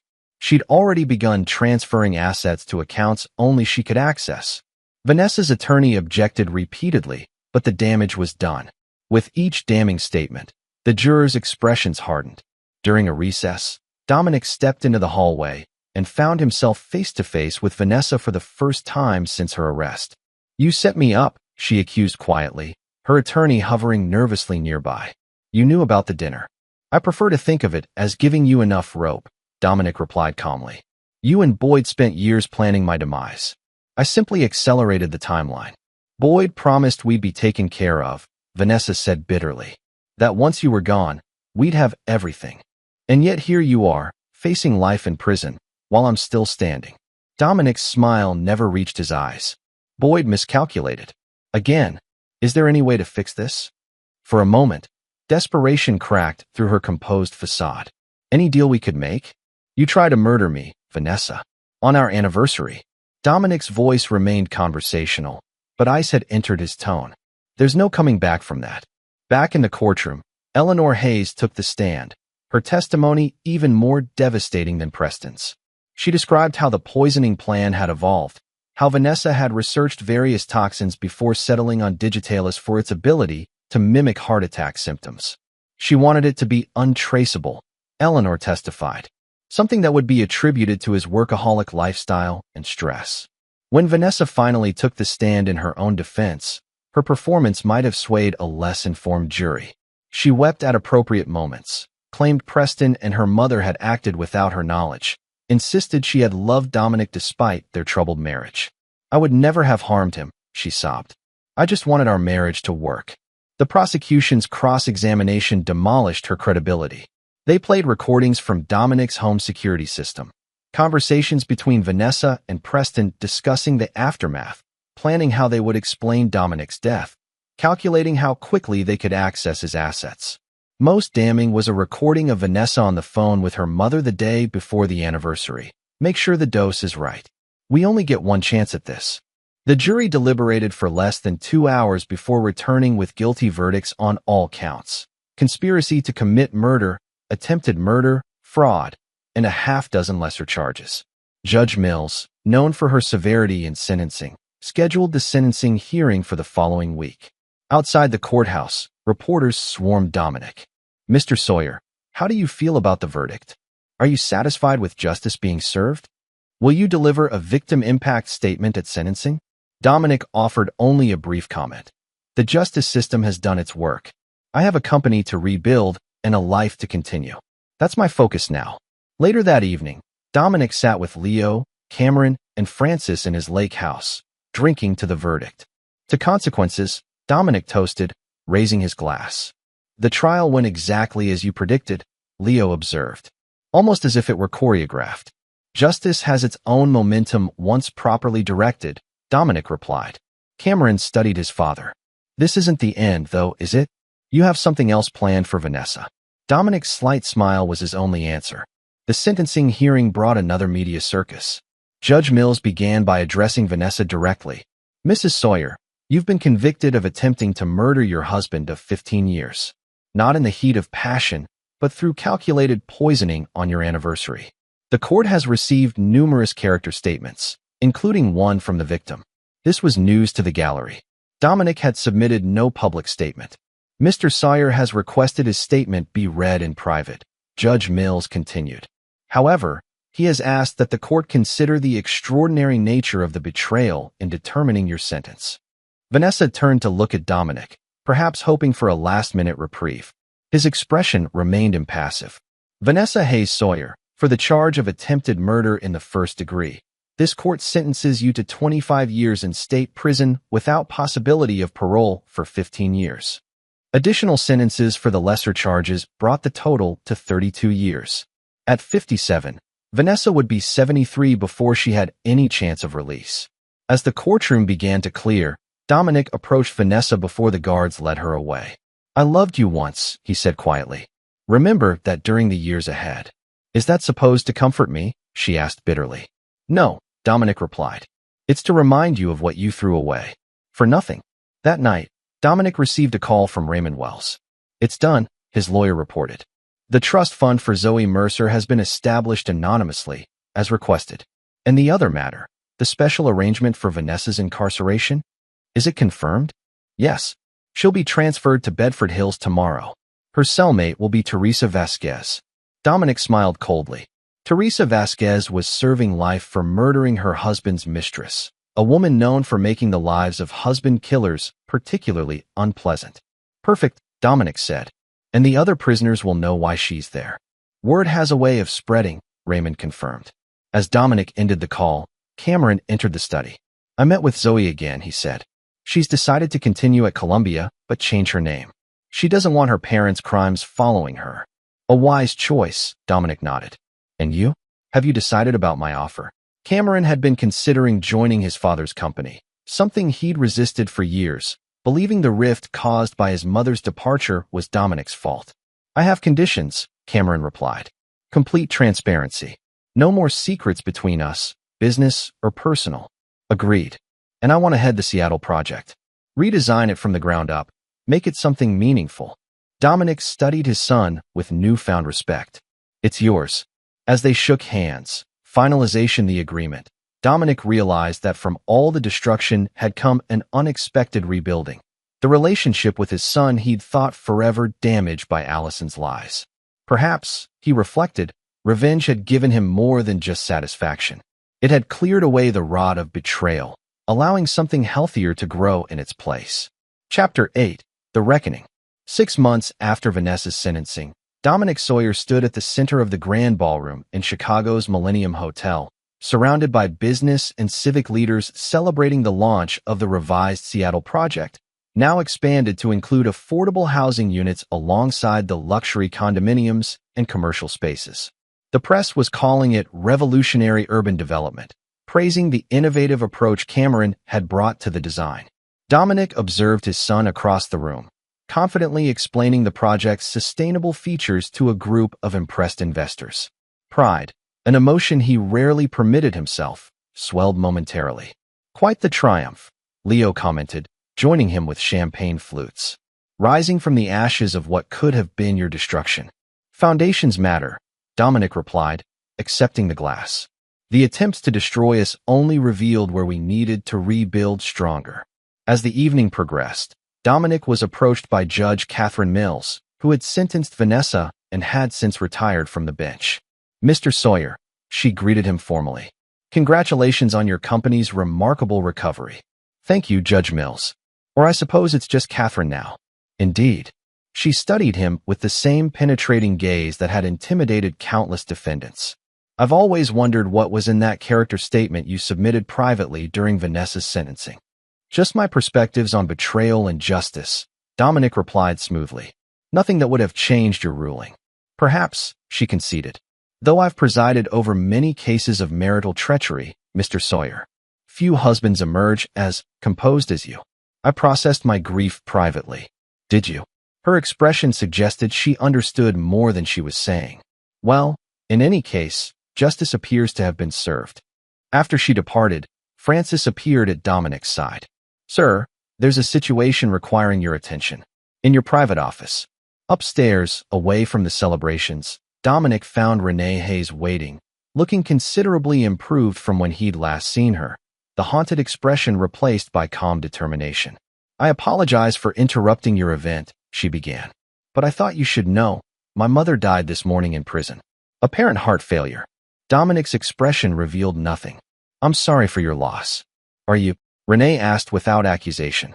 The official report says natural causes, but her cellmate mentioned she'd been having stomach problems since switching to a new medication 2 weeks ago. Prison healthcare is notoriously inadequate, Dominic observed. Yes. Renee studied him carefully, particularly when certain medications get substituted. The implication hung in the air between them. Is there something specific you wanted to discuss, Renee? Dominic asked finally. Just to understand where things stand, she replied. Vanessa has reported multiple incidents at Bedford Hills. Boyd's legal appeals have all been mysteriously denied. Allison's immunity deal was revoked due to inconsistencies in her testimony. And now my mother dies of heart failure, a rather poetic end, given the method she chose for you. The universe has its own sense of justice, Dominic said quietly. Does it? Renee didn't appear afraid, merely curious. Or does Dominic Sawyer? Is there a point to these observations? I helped you, Renee reminded him. I provided information, testified truthfully. I'm wondering if that puts me on a different list than my sister and mother. Dominic considered her for a long moment. You chose truth over family loyalty. That counts for something in my world. Enough to ensure I don't suffer a similar, cosmic justice? You have nothing to fear from me, Renee, Dominic assured her. Unless you give me reason to reconsider. After she left, Leo entered the office. Everything all right? Eleanor Hayes died in prison this morning, Dominic informed him. Heart failure. Leo's expression remained carefully neutral. Ironic. Indeed. And Renee? She suspects but can prove nothing. Dominic returned to the window overlooking the city. She made better choices than her sister and mother. She'll be fine. And Boyd. The appeal denial came through yesterday. I'm aware. Judge Walton's former clerk was very helpful in identifying which judges might have received similar consulting fees over the years. Leo studied his oldest friend. Is it finished now, Dom? Have you balanced all the scales? Almost, Dominic replied. There's one final matter to address. The following week, Dominic visited Bedford Hills Correctional Facility, his first time seeing Vanessa since her sentencing. She appeared dramatically changed after just 6 months. Thinner, her beauty faded, dark circles under her eyes. I didn't expect to see you, she said, her voice hoarse. Come to gloat. No, Dominic replied calmly. I came to deliver news personally. My mother, Vanessa nodded. They told me yesterday. My condolences. Vanessa's laugh was bitter. We both know you had something to do with it. Heart disease runs in families, Dominic observed. You might want to keep that in mind. Is that a threat? Merely an observation. Dominic placed a manila envelope on the table between them. I filed for divorce. These are the papers. Your signature is a formality as inmates cannot contest. Vanessa stared at the envelope. So this is truly the end. It ended the moment you decided my death was preferable to divorce. Dominic's voice remained even. I'm simply completing the paperwork. And what about the house? My possessions? Surely I'm entitled. You're entitled to nothing, Dominic cut her off. The prenuptial agreement you signed had a morality clause. Attempting to murder your spouse tends to violate such provisions. So I leave prison with nothing, Vanessa stated, reality finally sinking in. No money, no home, no family. You'll have exactly what you planned to leave me with, Dominic confirmed. Nothing. As he stood to leave, Vanessa grabbed his arm. Was any of it real? Us. Did you ever truly love me? For a moment, genuine emotion flickered across Dominic's carefully controlled features. I built an empire, Vanessa, but you were my home. Until you tried to poison me on our anniversary. I made a terrible mistake, she whispered. Is there no possibility of forgiveness? None, Dominic replied, removing her hand from his arm. Goodbye, Vanessa. As he walked away, he heard her call after him. They're trying to kill me in here, Dominic. Teresa and the others, they know what I did. They're making my life hell. Dominic paused, but didn't turn around. Consider it practice for the next 3 decades. Back in his car, Dominic sat for several minutes, processing the encounter. His phone buzzed with a text from Cameron, Seattle permits approved. Breaking ground next month. Life was moving forward. The company was stronger than ever, with Cameron proving himself a worthy successor. The betrayers had all faced justice, some through the legal system, others through more creative means. The revenge Dominic had methodically constructed was complete. Yet something hollow remained. Vanessa's question echoed. Was any of it real? The truth was complicated. The love had been real, at least on his side. The 15 years hadn't been entirely fraudulent. There had been moments of genuine connection, even happiness. But those memories were now tainted by the knowledge that while he was building a life, she had been planning his death. Dominic started the car, driving away from Bedford Hills for the last time. The chapter was closed. Justice, his brand of justice, had been served. The debt of betrayal had been paid in full. Chapter 9. The Aftermath. 1 year to the day after Vanessa's conviction, Dominic Sawyer stood on the observation deck of his newest completed project, the Ascension Tower in downtown Chicago. At 65 stories, it was now the tallest building he had ever constructed, its distinctive silhouette already transforming the skyline. Quite the view, Cameron commented, joining him at the railing. At 26, his son had grown into a formidable businessman in his own right, successfully launching the Seattle project while introducing innovations that had earned industry acclaim. Worth every battle, Dominic agreed, surveying the city sprawled beneath them. The past year had brought dramatic changes. With Boyd Mercer serving consecutive life sentences for his crimes, Meridian Capital had been restructured under new leadership quietly influenced by Dominic's substantial holdings. Allison, her immunity deal revoked, had accepted a 10-year sentence rather than risk trial. Preston Taylor had served 1 year of his reduced 5-year sentence before being found unresponsive in his cell, an apparent suicide, though rumors suggested his fellow inmates had tired of his constant complaints and sense of entitlement. Vanessa remained at Bedford Hills, her appeals consistently denied. Recent reports indicated she had been hospitalized twice after incidents with other inmates. Prison, it seemed, had its own justice system for those who attempted to murder their spouses. Zoe's graduation is next month, Cameron mentioned casually. She's invited us both. This was unexpected. Zoe Mercer, now Zoe Carson after legally changing her name, had maintained cautious distance from the Sawyer family despite accepting the trust fund Dominic had established for her education. Are you sure that's wise? Dominic asked. She's family, Cameron replied simply. The only sister I have. And she's nothing like her parents. Dominic considered this. I'll attend if she genuinely wants me there. She does. Cameron handed him an envelope. She wrote this for you. Inside was a handwritten note. Mr. Sawyer, for years, I was raised to believe you were the villain in my parents' story. Learning the truth has been devastating but necessary. While I cannot change their actions, I can choose a different path for myself. Your generosity toward me, despite everything my parents did to destroy you, has taught me more about integrity than all their lectures ever did. I would be honored if you would attend my graduation. Respectfully, Zoe. Dominic refolded the letter thoughtfully. I'll be there. As sunset painted the sky in dramatic oranges and purples, Leo joined them on the observation deck, champagne and glasses in hand. To new beginnings, he proposed, pouring 3 glasses. And to foundations that withstand any storm, Dominic added. The 3 men raised their glasses, the skyline of Chicago, a city Dominic had helped shape, spread before them like a kingdom. Later that evening, alone in his lake house study, Dominic opened a safe hidden behind a painting. Inside was a small recording device, the original that had captured Vanessa, Preston, and Eleanor discussing their murder plot. Beside it lay an unsigned letter he had written the night after discovering their betrayal, documenting his methodical plan for revenge. He had kept these as insurance, protection against any potential investigation into the convenient timing of his discovery. Now, with the legal battles concluded and the betrayers all suffering the consequences of their actions, these safeguards were no longer necessary. Dominic fed both items into the fire, watching as the flames consumed the final evidence of how precisely he had orchestrated each betrayer's downfall. His phone rang. Francis, with the weekly security update. Boyd Mercer was attacked in the prison yard this morning, Francis reported. Multiple stab wounds. He's in critical condition. Unfortunate. Dominic replied without inflection. Keep me informed. There's more, Francis continued. Eleanor Hayes's autopsy report was finally released. The medical examiner found elevated levels of digitalis in her system. Not enough to definitively rule it homicide, but enough to raise questions. Ironic, Dominic observed. Anything else?